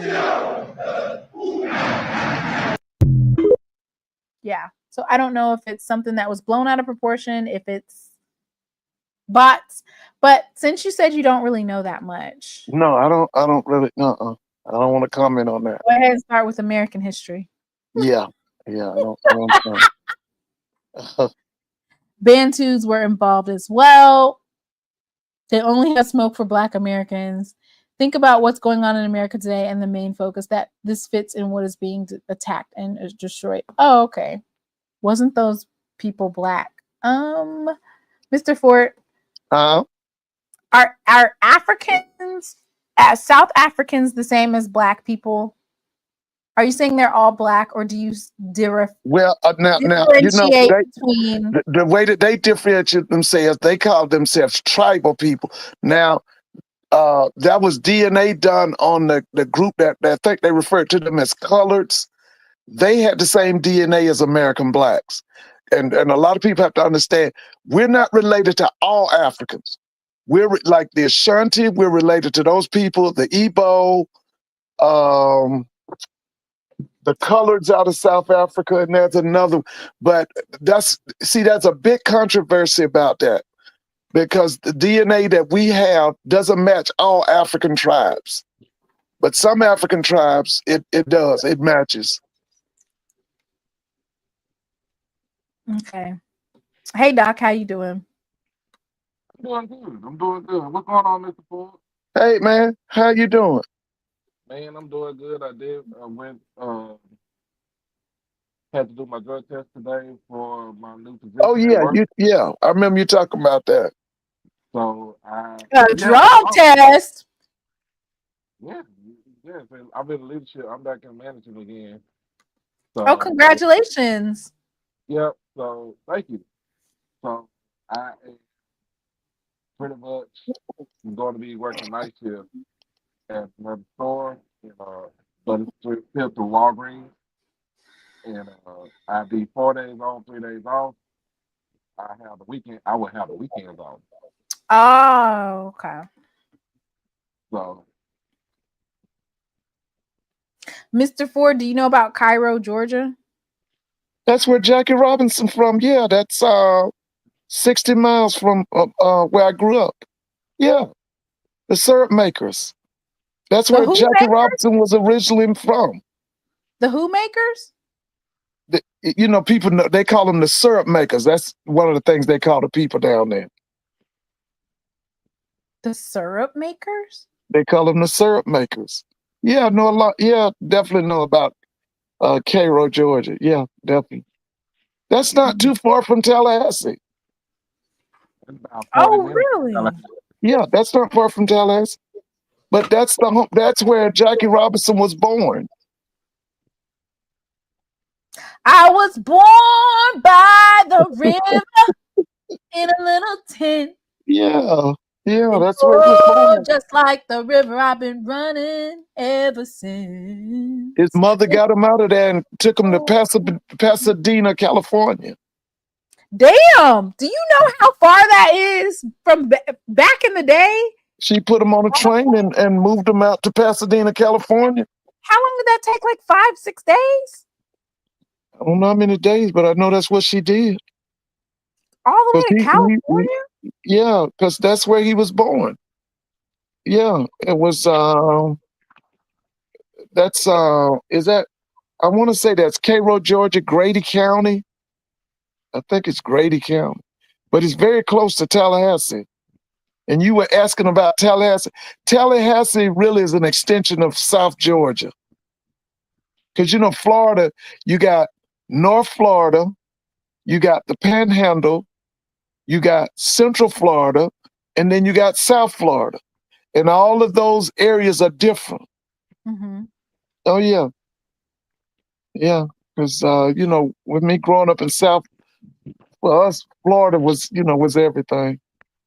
Is that sugarcane land? Yeah. Yeah, they call them the syrup makers. Yeah, but that's the home of Jackie Robinson.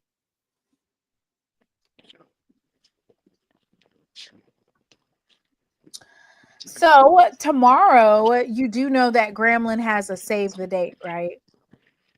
Oh, yeah. They're going to announce their head coach tomorrow.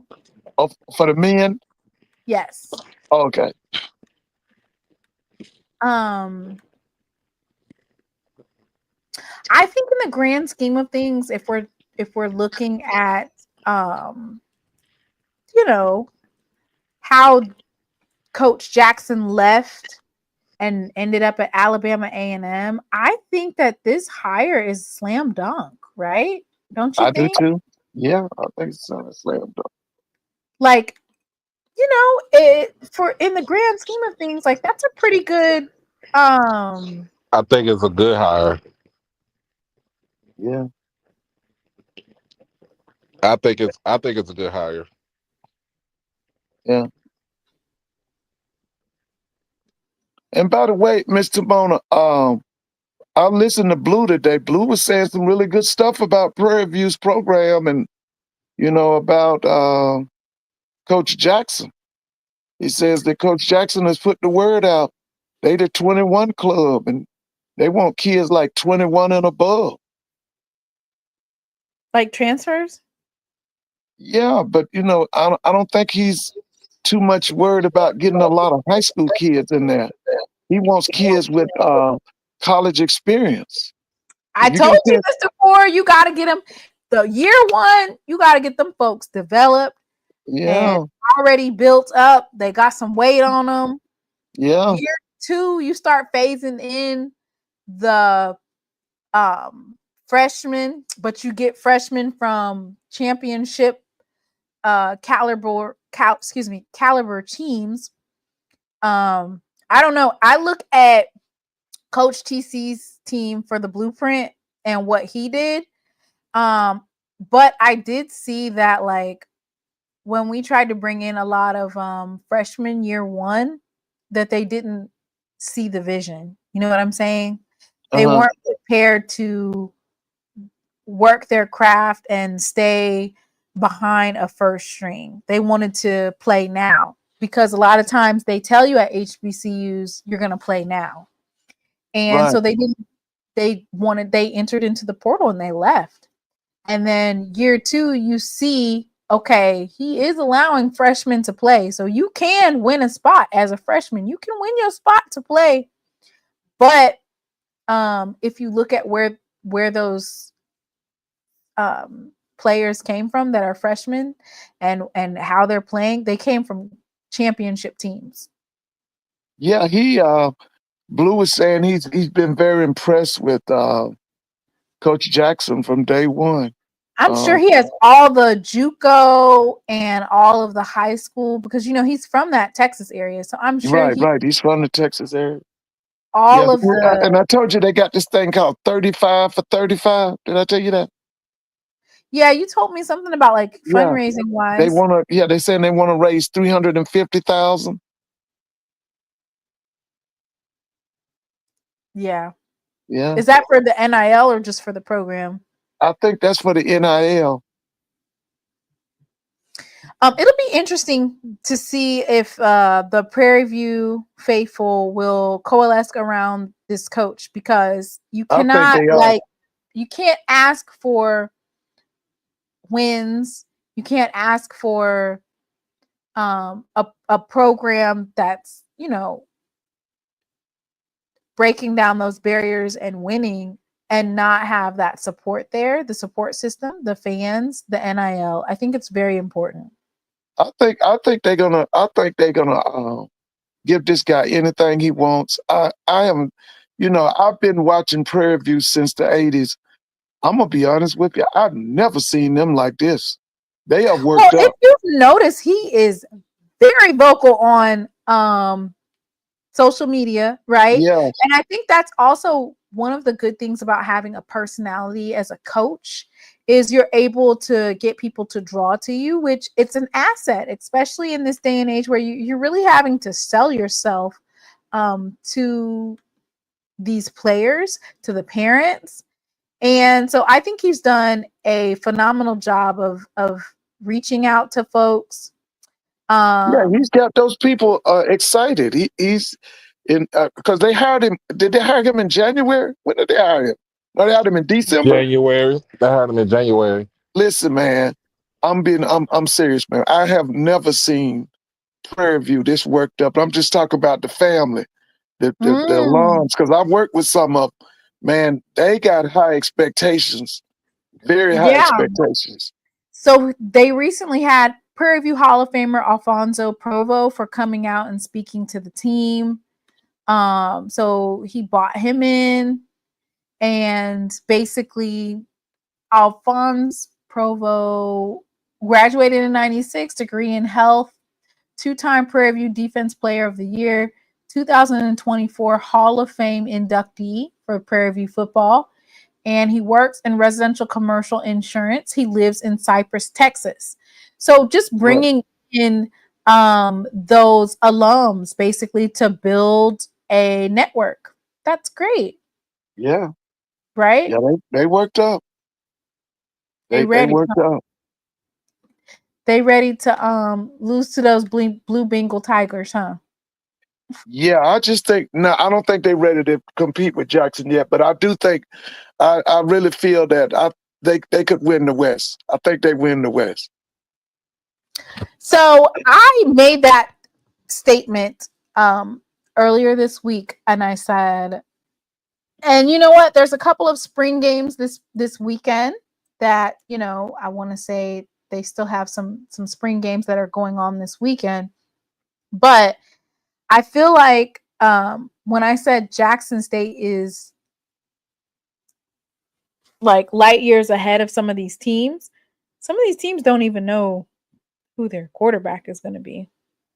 Yeah, Jackson's 2 years ahead of everybody at the minimum. They're 2 years ahead of everybody. No, I don't think we should expect Prairie View to compete against Jackson. Neither should we expect Alabama A&M to compete against Jackson right now. Because like I said, Jackson's at least 2 years ahead of everybody. But I'm just saying, from what I saw, you know, I followed him during the playoffs. And with the staff that he brought in and with what he's saying, because he's basically saying he wants experienced players.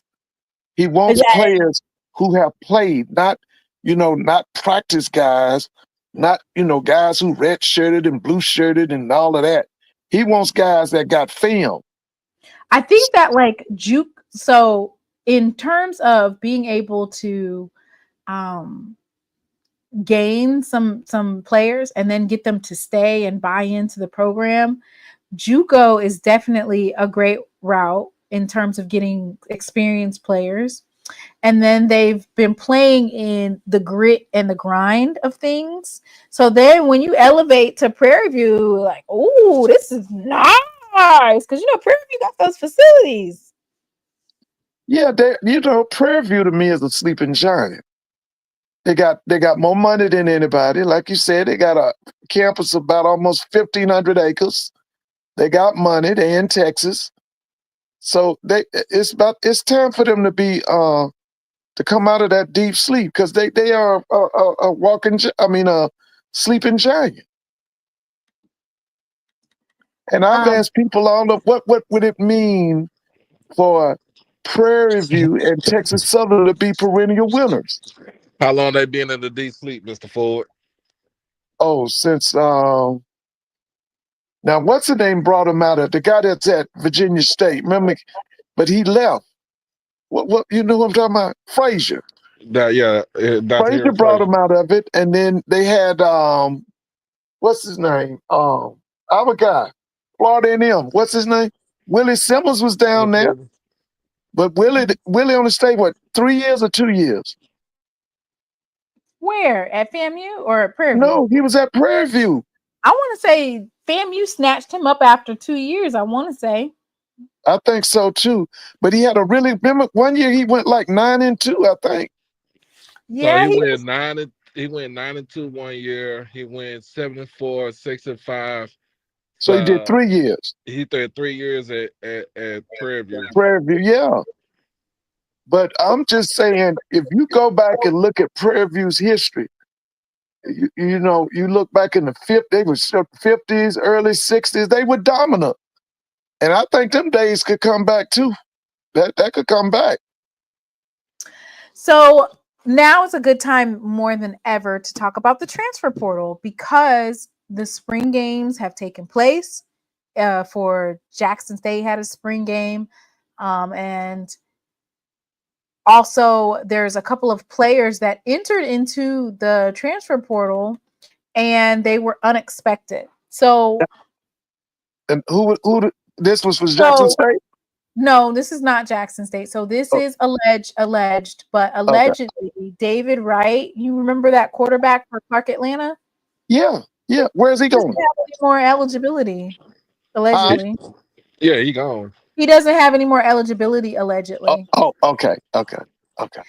And so that made you know, Clark Atlanta had a 1,000-yard receiver, Armon Harris, and he entered the transfer portal. Basically, once they and he is a highly sought after wide receiver in the SWAC. So he getting ready to get paid. Well, I mean, are they going to pay him in the SWAC? I don't know if they're going to pay him. Where's he going? So I'll just tell you the offers that he's received so far, or that he's post. Alabama State offered him.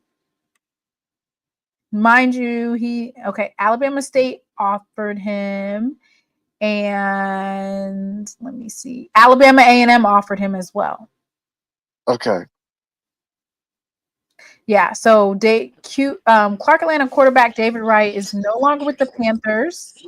He had 3,186 yards last year. That was passing? Yes. Okay.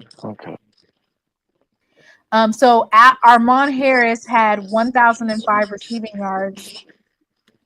I had to put you on mute, Doc, because I don't know, there's some blowback or something. He had 14 touchdowns. SWAC defensive all conference. And he was in the ESPN top 10. So after they found out that David Wright wouldn't be competing, or for whatever reason, he entered the transfer portal. So Alabama State offered, and Alabama A&M offered. UTEP offered. So the thing with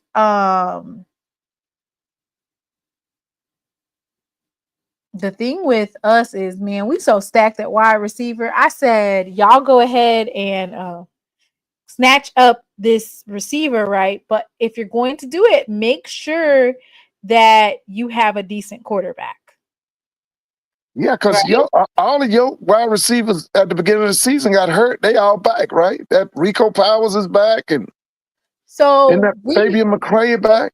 So I don't even know. Are they like, that's how deep we are at receiver? Yeah, y'all deep and wide out. You don't even know if those particular receivers are going to get first dibs, because Jonas Fortillion, Isaiah Spencer, Travis Terrell. Oh, yeah. Well, Travis Terrell, he can be a running back and a wide receiver. But you got Kobe Paul, you got, like you said, Fabian McCray. Our roster is so stacked at wide receiver that it's kind of like, well, I doubt he would go to Jackson State. Just it's not feasible. Hey, that big tight end y'all had last year, he was the H-back. Edie? Yeah, is he back? Yeah, Landy's back. Man. Marvin Landy is back. Marvin, he was tough. Yeah. He was tough. So yeah, you have Fabian McCray, you have Isaiah Spencer, Kobe Paul, Nate, and then we got the 1,000-yard receiver that we got was Nathan Rembert, from Valley. Oh, he's bad. I've watched him. He's tough. We got Jamil Gardner. You still got Taquan Henderson, Janalian Dupree. Oh, y'all loaded. Y'all are loaded. Loaded. You loaded. Loaded. That's at receiver, right? We did lose a quarterback this past couple of days. Tyreek Starks went into the transfer portal. Okay, now Tyreek was from where? So Tyreek Starks came, actually, I want to say he came in January. He came from Florida Atlantic. He's a senior. Yeah, I saw his film. 210. Yeah, I saw him. At quarterback, we have Cam McCoy, who's also doubling with baseball, Parker Stofa, Jacobian Morgan, and Ethan Terrell. And so Tyreek Starks went into the portal, and I'm told that we have possibly a quarterback on the way. Yeah, we have the freshman coming in from Charlotte. Another freshman? What's his name, Doc? I forgot the name, but I know he went it's a high school in Charlotte, North Carolina. Oh, I think I do. I think I saw film on him. He's good. I think I saw covering in my Jared Lockhart. Yeah, I saw film on him. He can do it now. He can do. Hey, but how many years of eligibility does your starter have? I want to say this is last year. Yeah, this last year. That's okay. All right. And so they said that he wants to play and realized that isn't likely. So he's looking for somewhere to play, which is why I was like, you should have no problem in the SWAC picking up, you have to beat out folks, right? I was trying to find that video of Coach Mickey Joseph, because he said, if you got two quarterbacks, you got one. If you got three, you got two. You got one. You got 1, 2, and 3. Basically, he didn't want to name his starter, but T-Set is over there at Grambling now. Right. Yeah, that's right. Yeah. So, but this is a dynasty that Coach TC is building, and the ability to retain younger quarterbacks is paramount. So once again, we lost that particular quarterback. And let me see, Antonio Ross Jr. Was a freshman from Flowood, Mississippi, 6'6", 332-pound offensive lineman. And then we had Kai Gatson, who was a sophomore from Bethune-Cookman, 6'3", 295 pounds. So those two offensive linemen went into the portal within the last week. But Mr. Ford. Y'all got some people from Tennessee State, right? Man, what? Have you seen them? Yeah. One was a center, I think, and one was a guard, right? Let me pull them up for you. One plays center, one is a center, and one is a tackle. Yeah. Let me pull them up for you. Were they all conference in OVC? I'm gonna pull them up for you. But anyway, huge pickups, and I'll tell you why. Which, of course, as we all know, Tennessee State has won they were co-champs, but they won the OVC, right? Yeah. And so you have a championship caliber team, right? And you're able to procure their folks. Yeah. Oh yeah. You able to procure their folks? Oh, okay. I'm not, you sure the center wasn't all OVC?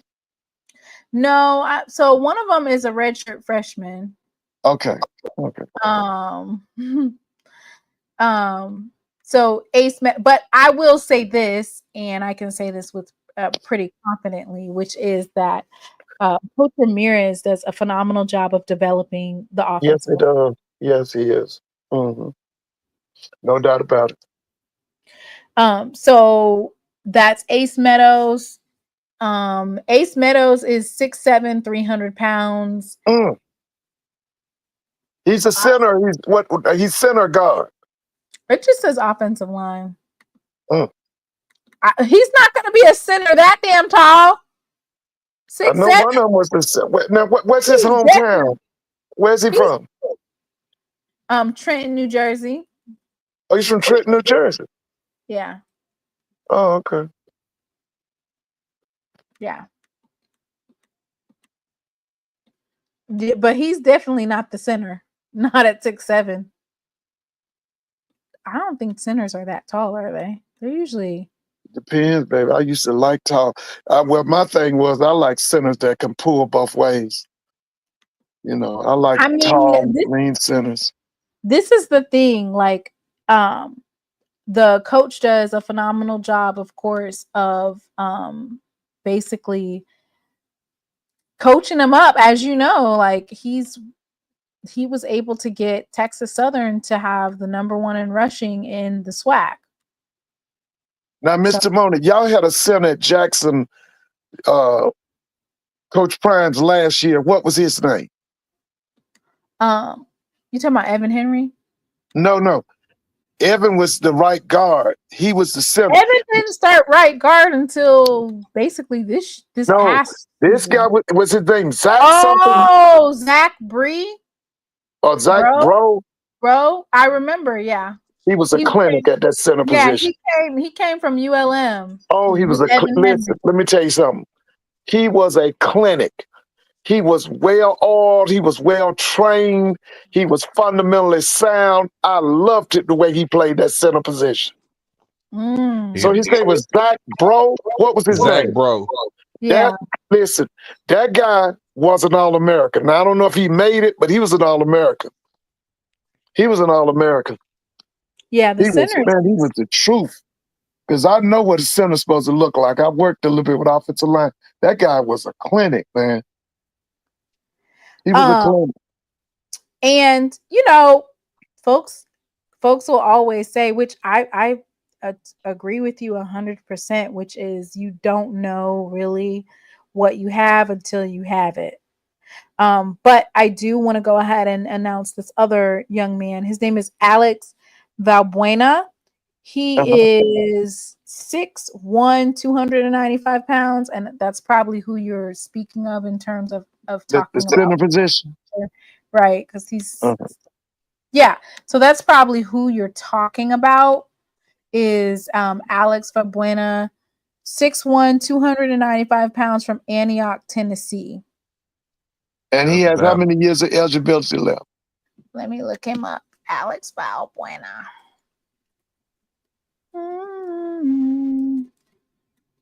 So, you know, huge pickups, you know, huge. Yeah, that's big. Y'all got. So he's a redshirt junior. He graduated from. Yeah, he graduated from Ezel Hardin Christian. His hometown is Antioch, Tennessee. Big. So he's got 2 years of eligibility. Yeah. Man. Yeah. Y'all picked up 2 offensive. So how many offensive linemen did y'all? I mean, how many starting offensive linemen did y'all lose? We lost Kurt Ford and Evan Henry. That's right, Kurt Ford and Evan. Okay. Oh yeah. Still gonna have Quay Davis on one tackle spot. Ziggy. I don't know who the other tackle spot. I think they still want to put Cameron James, but I don't know. That Quay Davis about 6'7", ain't it? What? How big is he? 6'7". Yeah, that's right. And then the other kid you called out, what's his size? Cameron James is 6'8". You know, Devin. I want to say, is it Devin Love? Yeah, Devin Love. So Devin, and that's the thing. Devin Love, Quay Davis, and Ziggy Davis, they all played on the same team on offensive line for Ethan Terrell, which is our other quarterback. Like, and what's their hometown? They all went to Louisville High School. That's yeah. That's the 6A. Now, is that where the coach, did he come from there? Where did Javance, where was he working? No, Louisville, Texas. Louisville, Texas. Texas. Okay. It's a 6A school in Texas. Oh, okay.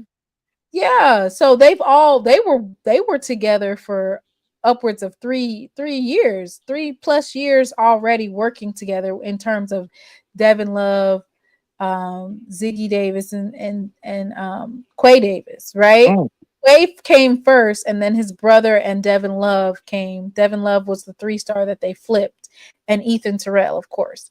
So when we talk about in terms of continuity, and we talk about the ability to, it's scary, boy, scary hours. Now, of course, we're going to have more people that are going to go into the transfer portal. It's a part of the process of spring football. You have to trim down the ball team. That has to happen. So also we lost our long snapper. He went into the portal. And what's his name? Oh, Avery Salerno. He's a HBCU All-American. Yeah, I remember him. I want to say he's the one that he tackled somebody and caused a forced fumble. I want to say. Yeah, I remember him. I remember him. Yeah. So he basically is a grad transfer. He's graduating from Jackson State in May, and he entered into the transfer portal. What's his home? Where's he from? He's from Winston-Salem, North Carolina. Well, okay, he's from Winston-Salem. That's where he lives. His parents live. He transferred to Jackson from somewhere. Chawan. Yeah, I remember him. Yeah, I remember him. He's been at Jackson State for 2 years. Yeah, I remember he was him. the one that had to. He's a long snapper, Yeah. but he actually had to become a kicker or a punter for a little bit. I remember him. Yeah. Yeah. Now the safety you had, Isaias Guthrie, is his career over at Jackson, or he's coming back? Yeah, he doesn't have any more eligibility, but I do think that he is going to be, if I remember correctly, he's either a student coach or he's a coach. They put him on staff basically. So he's a GA. I'm not sure if it's graduate assistant. I don't want to. Oh yeah, okay. But I do know that he was seen on the field coaching up. So I'm not sure about his particular title. He's an analyst. Oh, he's an analyst? Yes. Oh, okay. Okay. So, it's a great day to be a Tiger. I'm excited to see, we have a lot of folks coming in soon. But like I said, we're going to see more people go into the transfer portal, or, they have to make. By the way, Mr. Mona, I listened at Doc's friend Dave last night. He's delusional. What did Dave do? Listen, for somebody that's your team won 2 games in 2 years and you talking all that smack. He was talking to a guy from Georgia who was a graduate of Hampton, and they was talking like they was so much because they was in the CAA that North Carolina A&T and Hampton just so much better than everybody else. I was like, oh, man, he's delusional. Is Doc on here? Did Doc leave? Yeah, he got off. I was going to tell Doc, he's your partner. He's delusional.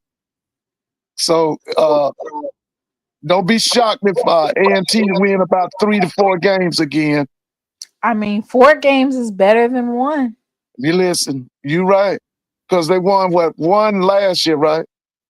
Yeah. Wait, so you said Winston-Salem State. So you said Hampton and them, so they were basically having a bougie off to see who's more bougie they was than talking. the other? They were on, for some reason, they were on Dr. Cavill's channel.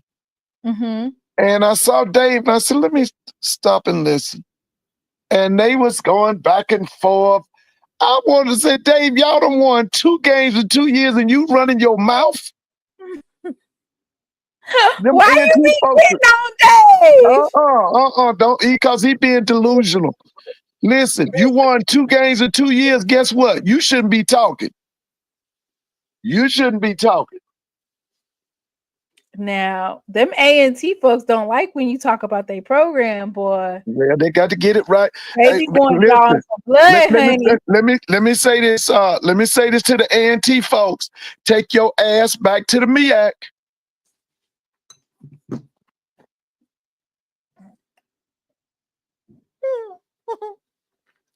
Mr. Ford. They said that the MEAC need to get their affairs in order before they think about bringing anybody. Just need new leadership. They need new leadership. Well, I'm gonna leave them A&T folks alone because I'm in they backyard and I don't need nobody coming at me because, like you said, they feel like they gonna win this year. I feel like Jackson State going undefeated and we beating USM. I just feel that strongly about our program. Like, let A&T and Hampton have their little bougie off. The Hampton, because with what's that? What you call that? The CAA, right?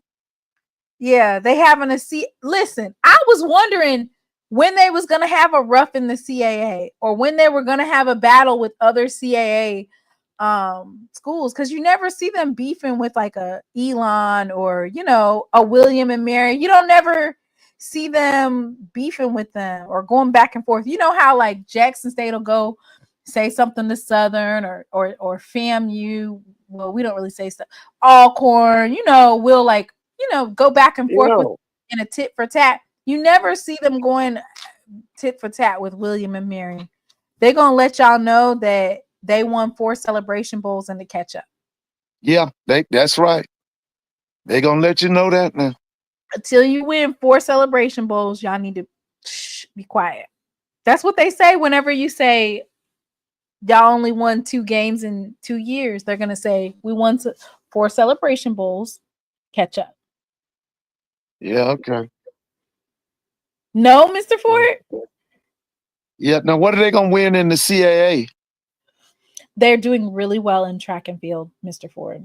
I heard didn't the girls basketball team do really well?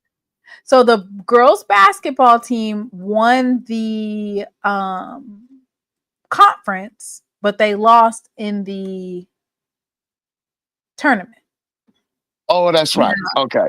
Now, track and field, I was under the impression that track and field had some very impressive I heard that too. Results this past week. They actually ran, I want to say, did they get first in the 4x4? Or is it 4x1? I know they're doing very well because he said last night they got first place in and they ranked 21st in the country, aren't they? Yeah, so the Florida Relays, they competed in the 4x. Let me look up the 4x4. I want to say it's the 4x4. I want to say that the North Carolina A&T took first place in one of these relays. Yeah. So North Carolina A&T has been doing really well in track and field. And as you know, one of the Olympians actually said when he asked where he was going to go, I don't know if he is still standing on that, but he did say that he wanted to attend A&T. And that was that young man. He's like 16, 17 years old. He did say he wanted to go to A&T. I think his name is Quincy. A&T. Yeah. So A&T finished first in the 4x4 this past weekend. They beat out South Carolina State, Texas A&M. Alabama State finished 4th with Jamarian Stubbs. Yeah, because Alabama State is the truth. Jamarian Stubbs, doesn't he play for Alabama State? Doesn't he play for the football team or no? Well, I know he's good. Now, isn't that coach's name Richie Bean or something? Yeah, so Alabama State is finished 4th ahead of Florida, Oklahoma State, Charlotte, and Mississippi State. So, I mean, they haven't been playing no games. Okay. Well. So shout out to Alabama State, North Carolina A&T. Okay. Oh yeah. So they will, highlight their. I mean, it all also comes down to which one do you cater to more? Do you cater to football, or always? That's the money maker. The track is supposed to supplement football. You're building up the speed and endurance and all that, but the primetime show is football. And by the way, is Alabama State gonna win that Commissioner's Cup again? They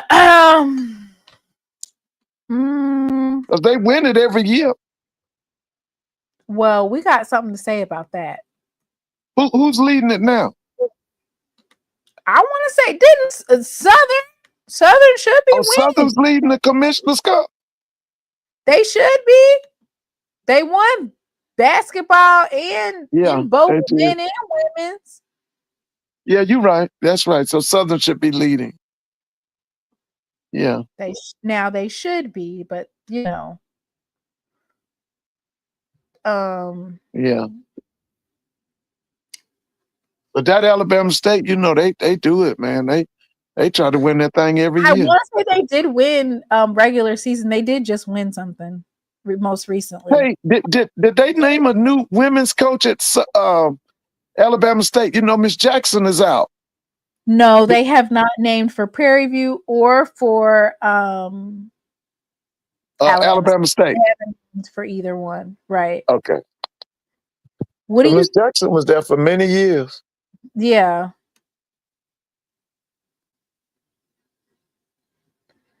So yeah, Alabama State won for 2 years in a row, and then Prairie View won. Prairie View. Yeah, Prairie View won in 2022, 2021, 2022, 2020, 2021. Then Alabama State won for the foreseeable future. 1, 2, 3, 4, 5, 6. Damn. Yeah. Jackson, it only happened once Jackson State took away golf, but we getting ready to come back. So, and see, what's the name? You know, Alabama State, they always win all those Olympic sports. They're gonna win that tennis. They're gonna win baseball. It's gonna be tough. What else they got? Men and women tennis at Alabama State's gonna be tough. Who's that say that men's tennis is that Alabama State? Men's tennis is all Alabama State just won. So, but I'm talking about Alabama State has all 18 sports, so they kind of have a one up on some of us. I'm just saying, Maryland A says their men's tennis is all white. That's Alabama State, right? I mean, I think he means all white as in all white players. Yeah, I think because they tennis team is good. They win that thing every year. They win it, men and women, don't they? Because they always win in not every Olympics. Year, not in the women's side, not everywhere. You sure? Bama State's tennis is pretty good. I could have sworn FAMU won 1 year, and then I do remember that. You're right. FAMU did win 1 year. I remember that. Yeah, you're right. Yep, I do remember that. So, you know, so we're still in the running though, Mr. Ford. It's coming. Oh yeah, it's coming. yeah. Oh yeah. You know, baby steps. We just definitely did that. And we're ahead of the game. I guess I can go ahead and announce that, which is that Jackson State secured some sponsors and partnerships with this, and they just recently had an NIL summit, so it's been a lot. Oh yeah. So they just recently had the official press conference for the golf coach. I saw that. That was on YouTube.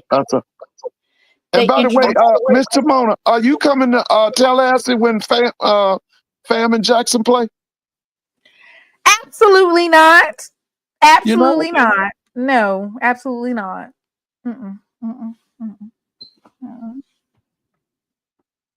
I will be going to the Grambling game. Are you going to Vegas? And absolutely. I want to come to the Alabama State game. That's 2 weeks in a row. Good Lord. Yeah, so and that's homecoming. So it's one thing to like go to like a game. No, that's not FAM's homecoming. No, I'm talking about Alabama State versus Jackson State is homecoming. Okay, so y'all playing Alabama State for your homecoming. Right, but it's almost like, I mean, there's a week in between, but it's almost like a back-to-back. And, you know, homecoming is a different type of breed. Like, you have to step a certain type of way. You can't be going on the yard looking any kind of way. So those are my two top ones, is because I want to see that Alabama State versus Jackson State rematch. I think that that's going to be a very good game, right? I asked Bruce Simmons the question the other night on Doc's show, excluding Jackson, who was the second best program in SWAC football. He said it was Alabama State. So I'm curious to see how they navigate with the their with body key defensive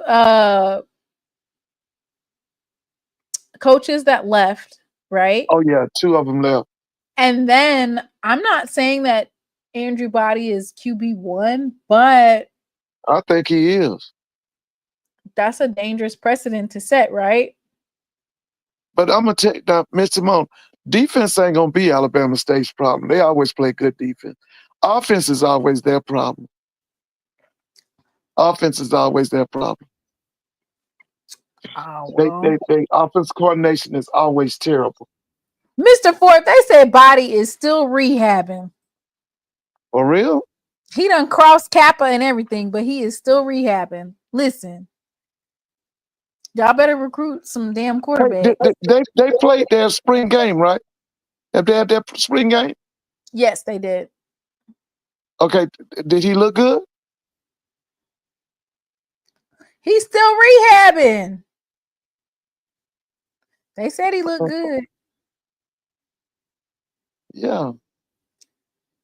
You gonna look good. I'm surprised. They was it on YouTube? Not getting you gonna be look good when you ain't getting tackled, right? Was their spring game on YouTube? I didn't see it. I didn't either. But they did have a black and gold game. So that's my only question is, what type of quarterback room do you have? There's nothing wrong with asking who QB2, 3, and 4 is, right? They had that little boy look like a B-team kid. Remember, he looked like he was in the 10th grade last year. Remember? You remember? Who, Mr. Ford? Who? He looked like he was in the 10th grade. Who looked like that was in the 10th grade? Remember that little guy that Bama State had? He was the quarterback. Oh, man. He looked like he was in the 9th grade. Oh, he was a redshirt freshman, and they that's right. They said he came there as a baseball player. That wasn't his fault. That wasn't his fault. No, I'm just saying. Because you talking about the quarterback room. I hope they went and got some quarterbacks. Because I know they got one from Georgia State. Mr. Ford, you gotta have some and I would go get Tyreek. I would go get a couple of receivers that we ain't talking about no freshmen. We don't need no freshmen. We need they need to hit like Daniel Richardson. So the only problem with recruiting a quarterback that's only got 1 year of eligibility is it's one and done, right? Daniel Richardson is a quarterback that if he had an extra year of eligibility, that would be scary, at the helm, because now you know what he needs and you build your program around the needs of your quarterback. Because you only have 1 year, you get that trial run and then it's over. This brother right here, this is Ladarius Arsenal. What school you repping, bro? Southern. Oh, he's Southern? Yeah, he's Southern. He said that they had 29 commits, 17 of them were from the state of Alabama. The in-state recruiting was the biggest priority for Bama State. And we know how good in-state recruiting can be if you're getting quality players. I just think I would just need to see a quarterback, right? I need to see a quarterback. And the offensive coordinator, don't forget that. They need, they just have problems with their offense. I thought they was going to run with the same offensive coordinator. They just need a quarterback. Yeah, but listen, I thought that Coach Robinson was in the way. I thought he was in the way of that offense. There's some things I saw on that sideline last year. I thought he was in the way.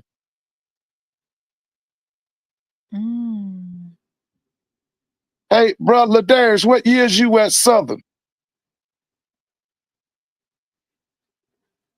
They're going to be trash. The greatest university on planet. No. Bro, Ladarius, what years were you at Southern? What year were you on the yard? That's you remember Uncle Herschel? He came on here and chopped it up with you. Yeah. That's his Oh, nephew. he was 13. Okay. That's his nephew. So he was so this Dawson Odom's years? Was Dawson Odom's your head coach? 13. They said he need to get a rib and pork chop plate and fatten up. Hey, bruh, Ladash, was Dawson Odom's your head coach while you were there? Oh, so he was winning, huh? Who? Dawson Odoms. Oh yeah, Dawson Odom basically had one problem. It was called Alcorn. That was his problem. Oh, what did you Alcorn was his hear problem. about Coach Fred McNair's the quarterback coach? No, Yeah, I you heard. told me that. You told me. You told You know me what's that the name is over here in Georgia now. Willie Totten is at Fort Valley State. Yeah, you're the one that broke the news and said that. So this is what happened. You broke the news and said that Willie Totten is no longer at Southern. Yeah, he's at offensive coordinator. And then I want to say later on that day or that night, or maybe even the next day, is when I saw that Fred McNair was the quarterback coach. I was like, oh, okay. Yeah. Fred, you know, he was quarterback coach under Jay Hobson.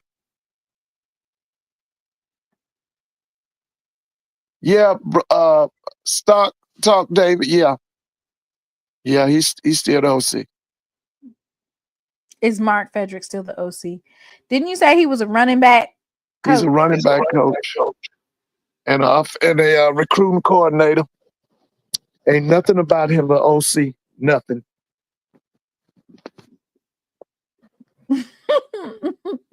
So you said they still need it. Yeah, they I'm need it. excited for this season. I'm excited, Mr. Ford. There's so much. Too, baby. Look at Ladarius being messy. Why are you so messy? You just want to hear Mr. Ford say it. He just wants to hear you say it. Being messy in the chat. You seen him? Messy, baby. They said Jalen Woods is the quarterback for Southern. You know he's from Atlanta now. Jalen? Yeah, he went to Woodwood Academy. I saw him when he was in high school. Okay, so I have a question. Why would you say that the AD Banks needs to go when Southern he can start that football program? Southern women's basketball won. Southern's men's. Yeah, that's what I'm saying. He's good with basketball, but he can't rebuild that football program back. The football team went to the SWAC championship. How many years in the last 5 years? How many times they been? Listen, Mr. Mona, the SWAC West was weak as Sweetwater. Okay, it was weak as Sweetwater. Okay, you got this man is over there now, Mr. Jackson. Coach Jackson's over there. Okay, it's getting ready to be different. You're gonna see. It's gonna be different now. He said weak as Sweetwater. Weak as Sweetwater. He said you could just walk through the West to the championship. Ladarius, your coach Quentin Burrell played for Southwestern Cal. I think he played for Buck Godfrey. Mr. Ford, the SWAC West was soft in the middle. Yeah. Oh man, it was. Oh, but that's why you know what, Mr. Mona, I must say this. I'm gonna be shocked if Prairie View don't take over that West. I think Prairie View gonna take over. I think they're gonna take over the West. Okay, so last thing before we get up off of here, you did an assessment on the FAMU Rattlers spring game last year, and you made a bold statement that they were soft in the middle, right? And it was a huge thing. It was a huge blow up about FAMU being soft in the middle. And then you had an about face and said, you know, it looks like they've bought in some linebackers and they filled in the gaps. And then it turned out that FAMU indeed was soft in the middle. You had a correct assessment. So moving into this next season, you've basically said that Prairie View might lock up the West. What are your predictions for the SWAC East? Jackson State for the next 2-3 without years. saying Jackson State, because we already know Jackson State gonna take over, right? Yeah, But I want Jackson to know what State. your assessment is on Alabama A&M, FAMU, Alabama State. I want to know, Give and of course Valley with Coach. give Alabama A&M 2 recruiting classes, and they can play a decent game against y'all. Give them 2. They got to get 2 recruiting classes, at least 2, maybe 3. Okay, FAMU this year will determine how long your friend Cozy can stay in Tallahassee. Because if he mess up like he did last year, talking about losing the Valley, and then you're going to lose the Valley in Tallahassee, he can't stay down there. All right, now Alabama A&M, not Alabama A&M, Alabama State. Listen, I still say they underachieving. They underachieving. I'd like to see them, but it's not the defense. It's not the defense, not the special team. It's all about that offense. And I still think Coach Robinson is in the way. I think he's holding up that offense. I think he needs to get out the way. Don't micromanage those people. Let them run that offense.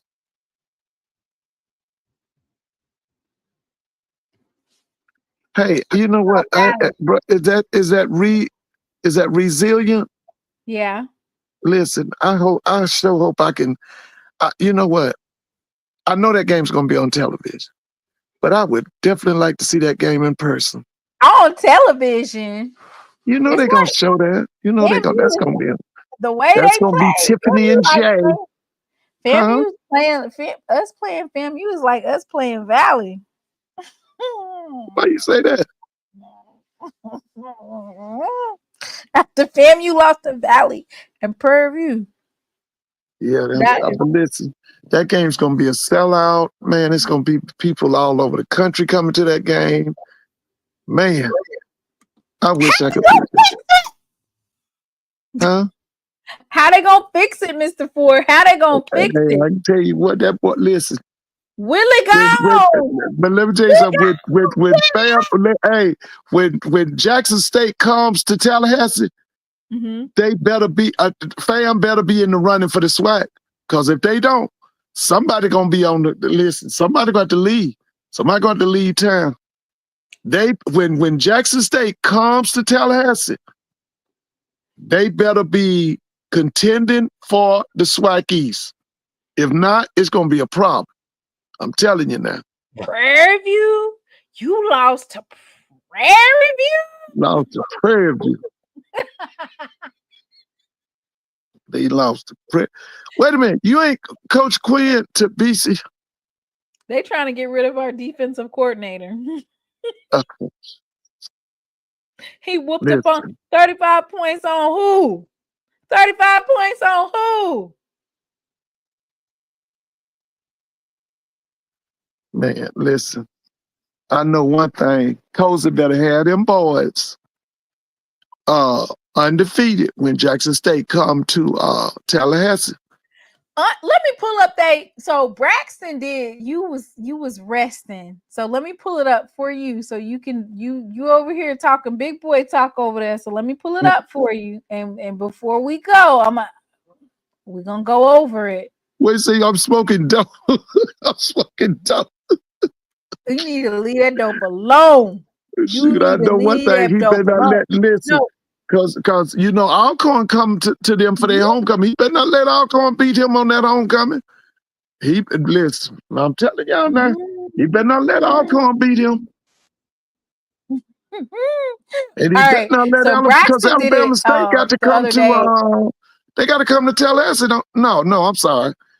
FAM goes to Alabama State this year, right? Yeah. He better not lose over there. They go to Tally. You know what? He better have. All right, so Braxton did his predictions the other day while you were resting. I saw it. Now I'm going to ask you because you said that FAMU has to be winning going into playing Jackson State. So I got Florida A&M versus Howard. You got That's a a win or a win. loss there. That's a That's win. the Orange Classic. Okay. Right. Florida Atlantic Owls. That's a loss.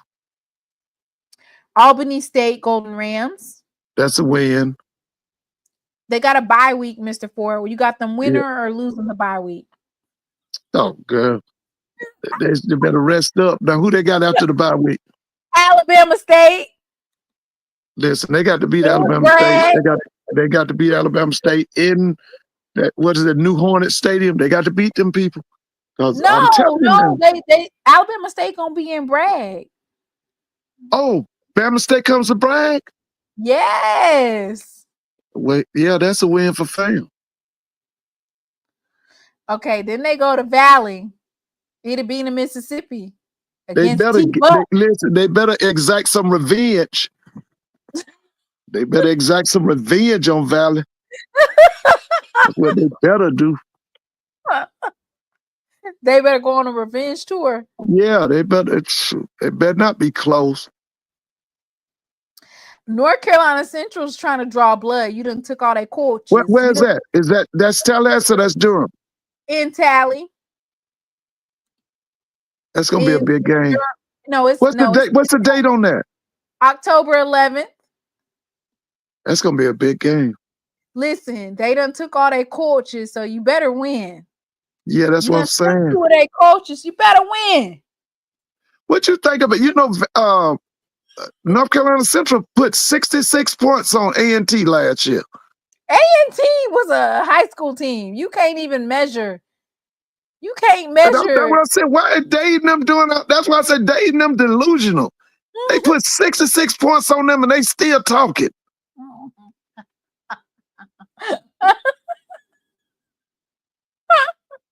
Listen, there's some teams you ain't gonna be able to make them shut up, okay? You're right. Well, Dave one of them. You cannot make them hush, okay? All right. Then they got Alcorn State. What you got, Mr. Ford? Oh, listen, I wish I could be it. That's homecoming, isn't it? I think so. Oh, yeah. that's gonna be a big game. I'm picking FAMU. I'm picking FAMU. You are so optimistic. Braxton Yeah, said listen, they better not let out.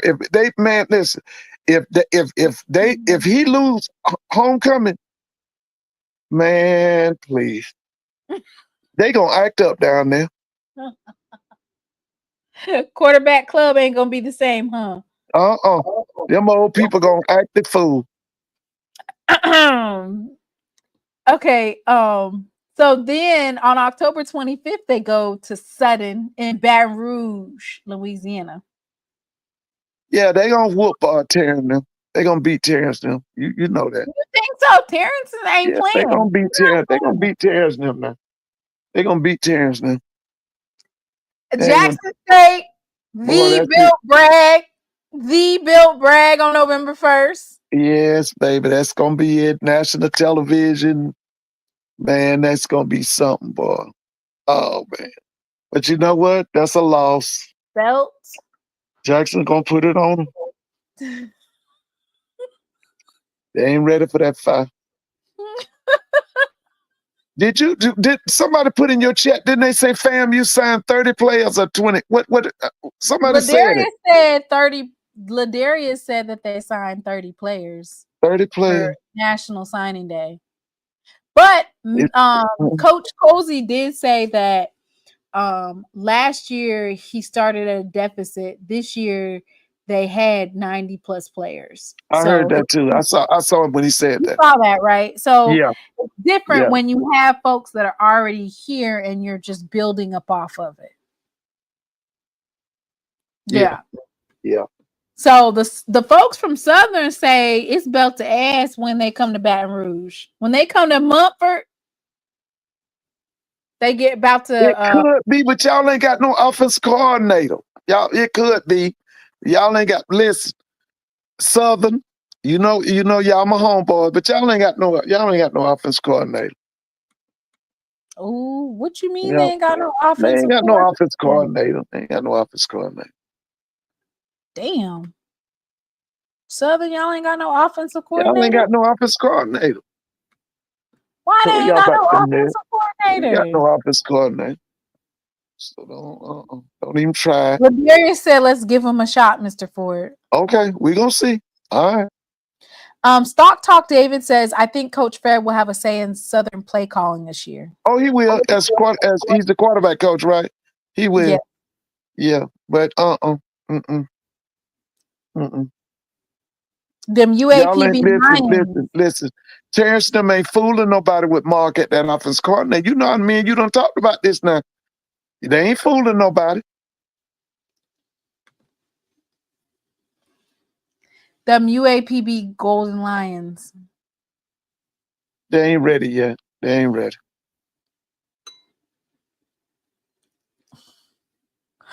Alabama A&M Bulldogs with Sam Shade. Give him two. Why are you giving all these coaches two? They don't get give him two. two They get recruiting one. classes. He ain't ready yet. Now They he gonna get have a defense. He gonna have a defense. He gonna have a defense. You just wait. They're gonna put together that defense because defense is easier to put together than that offense. right. But right now, But now I'm gonna tell you something. He gonna get Eddie Robinson hell in that Magic City Classic. He gonna give them hell. You wait. So here's the thing. Like, you're saying give them two. So you giving Prairie View two, you giving Alabama A&M two.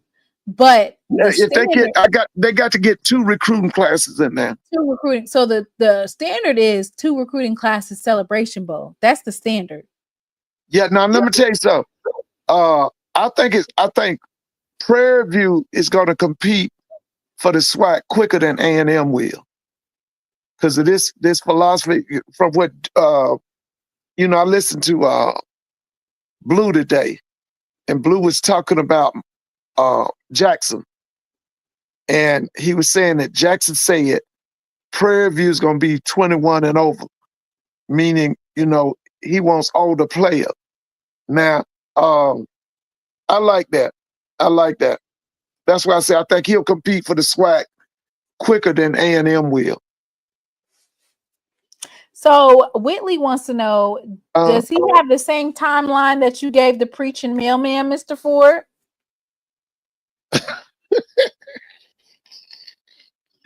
Hey, Miss Whitley, listen, y'all. Now, I know Jackson beat them folks behind in that Celebration Bowl.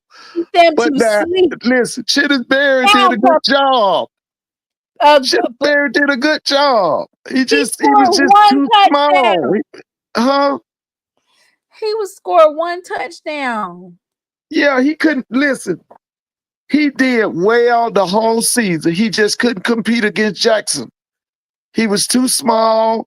He was too slow. They just, they wasn't ready. But now, let me tell you this now. Don't y'all be surprised if it's a rematch if Jackson got to play them again in that Celebration Bowl now. I'm serious now. Don't be shocked now. Whitley said, the MEAC, the podcasters, you and everybody else hyped him straight into a homegrown ass. Yes, they did. Out. Didn't leave nothing to the Listen, he didn't, he said, I would say he win today. He didn't win that day. No, he didn't win that day, baby, because, man. I sit with the South Carolina State people. Did I tell you that? Yeah, you said. Yeah, they was playing this. What happened? Listen, they thought that the first half that everybody in the South Carolina State section was saying, okay, we're going to put the first half behind us. They're going to go in and make them adjustments, and it's going to be a new ball game. Uh-huh. And Jackson came out with more ass whip. They opened up some more ass whipping from that can. Yeah. They boy, look here. Mr. Ford, I want to do a rewatching of the Celebration Bowl. Like, I want to. Yeah, we can do that. I want to do that because we can do it. when I was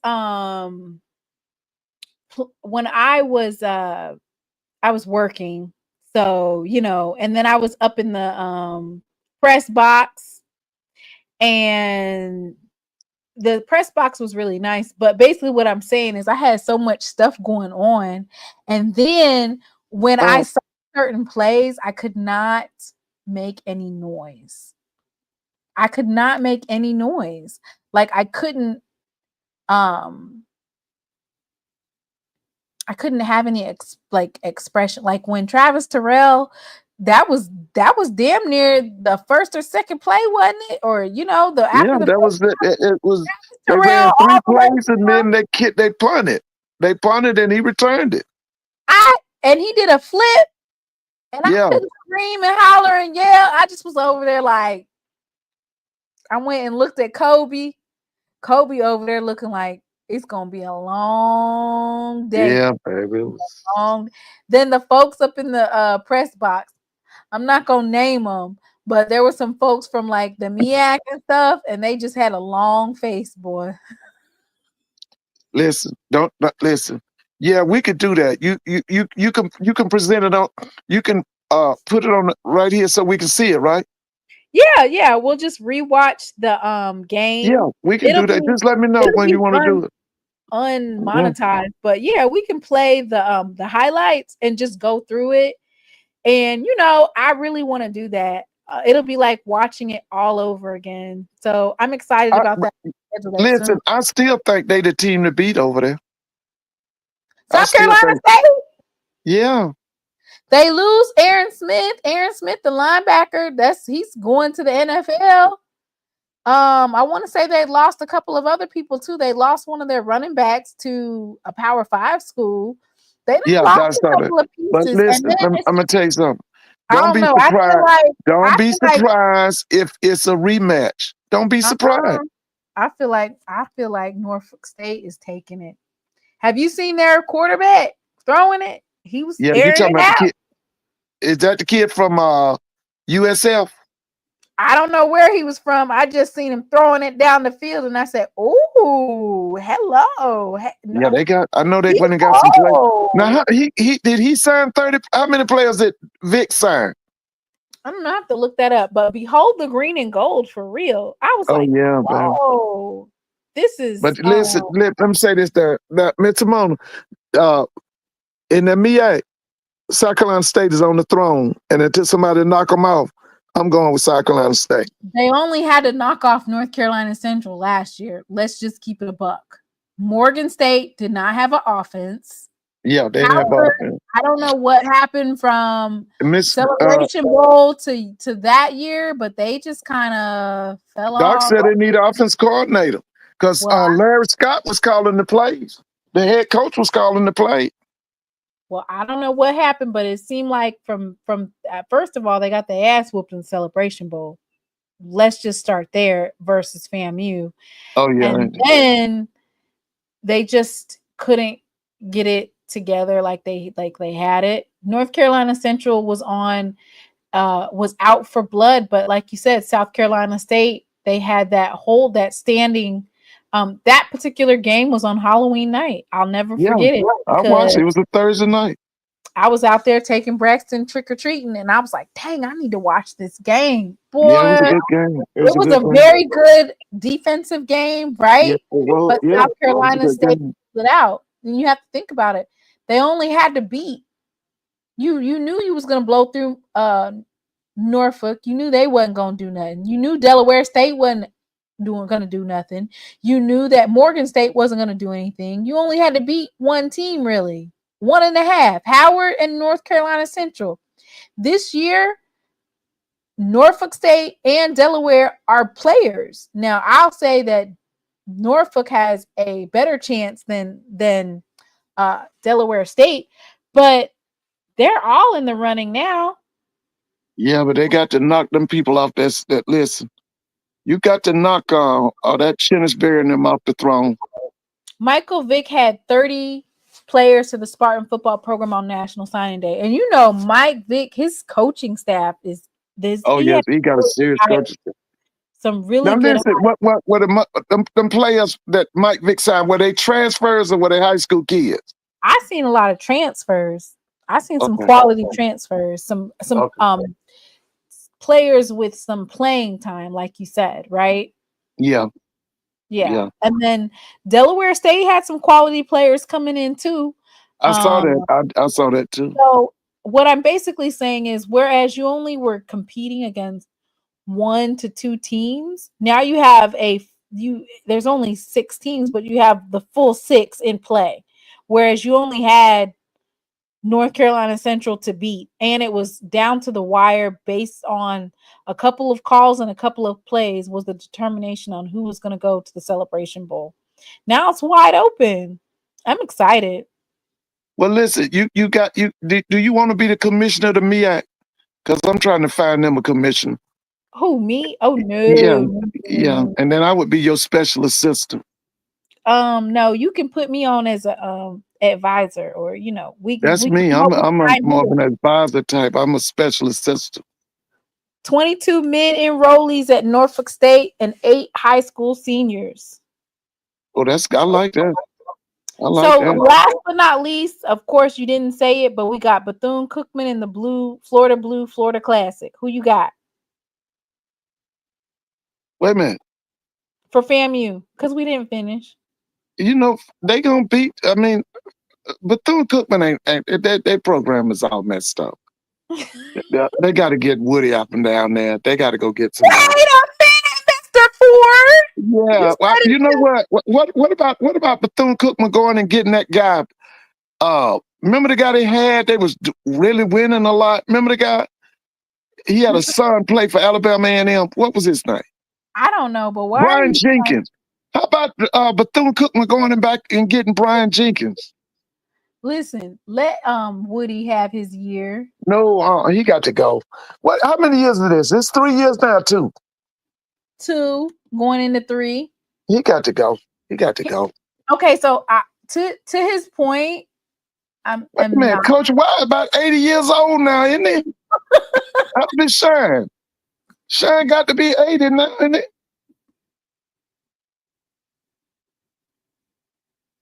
Mr. Ford, FAMU lost to Valley in Tallahassee. How you gonna play the Wildcats like that? Didn't FAMU struggle with them last year? So here's my take on Bethune-Cookman. Bethune-Cookman had new coach, the new coach, but they had way more to go than Bethune-Cookman literally was behind Valley in terms of proper funding, proper everything.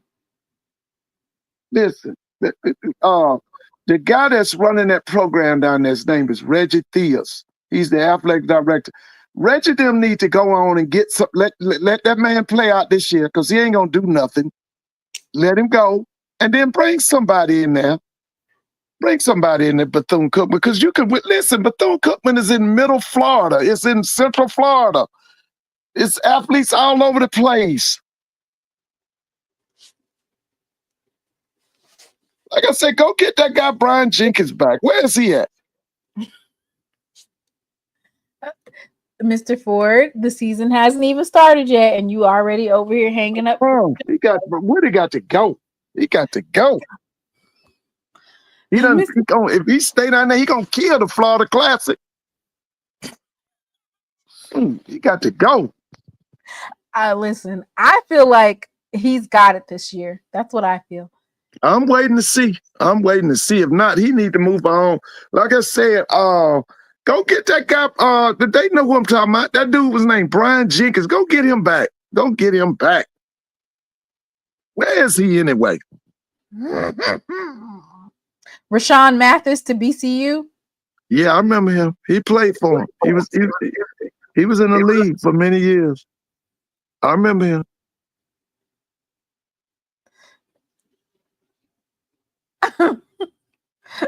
Yeah, it's time for him to go. He got to go.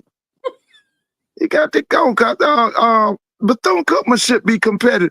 Listen, y'all, I'm telling you, listen, my hometown was about 30 miles from the Florida border.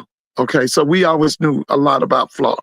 See, Florida is North Florida, the Panhandle, then you got Central Florida, and then you got South Florida, okay? All right, Bethune-Cookman sits in the middle of Central Florida. Athletes should never be a problem for them, never. They just need somebody, and they can find one. It's somebody can lead that program.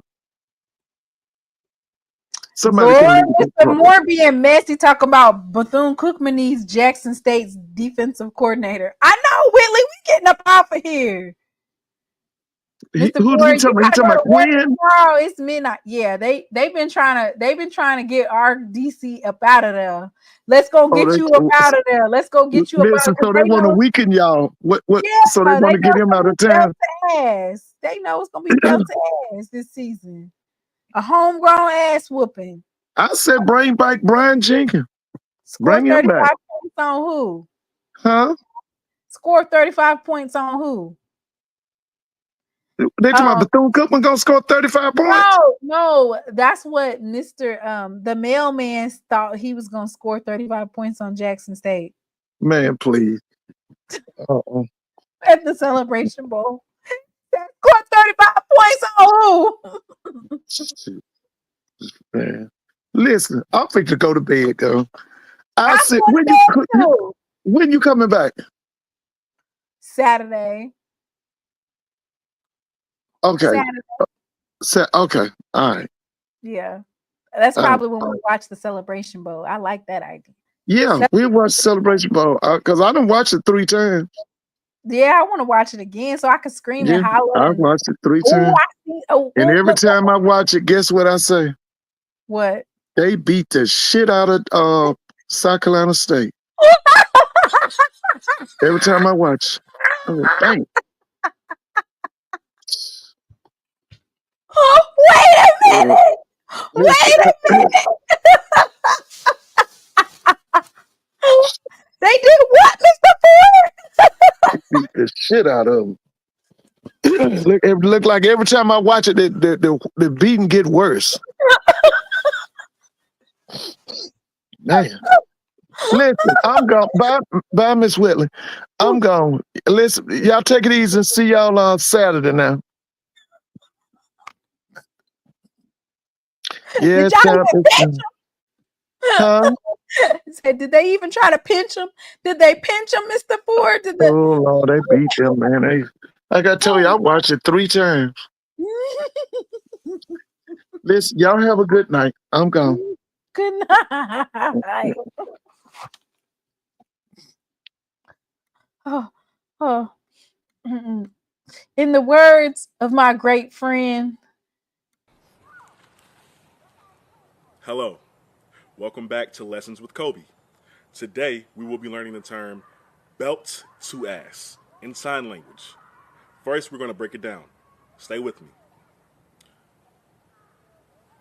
Belt to ass. One more time. Belt to ass. Together now. Belt to ass. And that concludes my lesson. See you next season. Y'all heard him, didn't you? Every time he watched, it would just get worse and worse. So thank you guys so much for coming. So Saturday, y'all come in with your pom-poms. We're going to rewatch the Celebration Bowl and cut up. Yeah, we done for the night, nephew. We are done for the night. It's 12 o'clock. Not it being 12 o'clock and we still up, like we don't have to work in the morning or take kids to school or, what are we doing? But anyway, thank you guys so much for tuning in. If you would like to make a donation to the channel, all of the information is at the top. If you would like to bless me, or you can join the membership. But yeah. We will see you on Saturday for a new edition of SWAC Saturday. By then, the Grambling coach will have been officially named. We'll have some more information on some other coaches. So and spring games. We'll have some more spring game information. Thank you guys so much for tuning in tonight. God bless. And as always, I'm going to leave out with my favorite song, Reverend Paul Jones, I Won't Complain. I've had some weary days and some sleepless nights.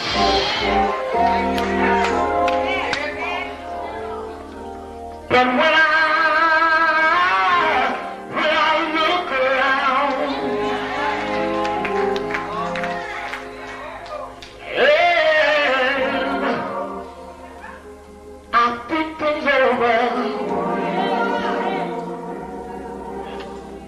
all of my good days outweigh my bad days. I follow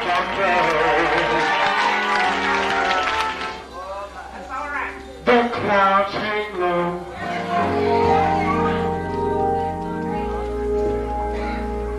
I can hardly see the road. I ask the question, Lord. Lord, why so much pain? But He knows one thing for me.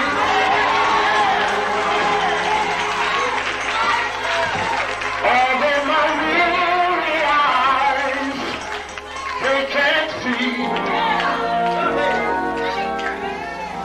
so I'll just say, thank you, Lord.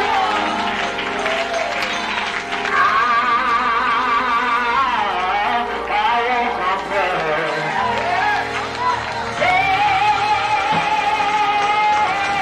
That's been so good to me.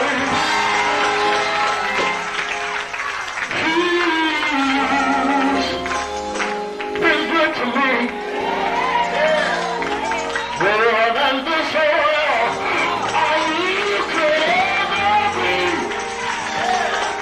He's been so good.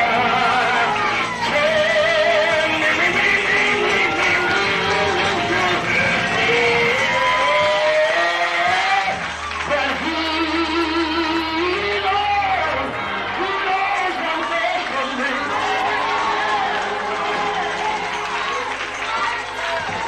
Although my weary eyes, they can't see, so I'll just say, thank you, Lord.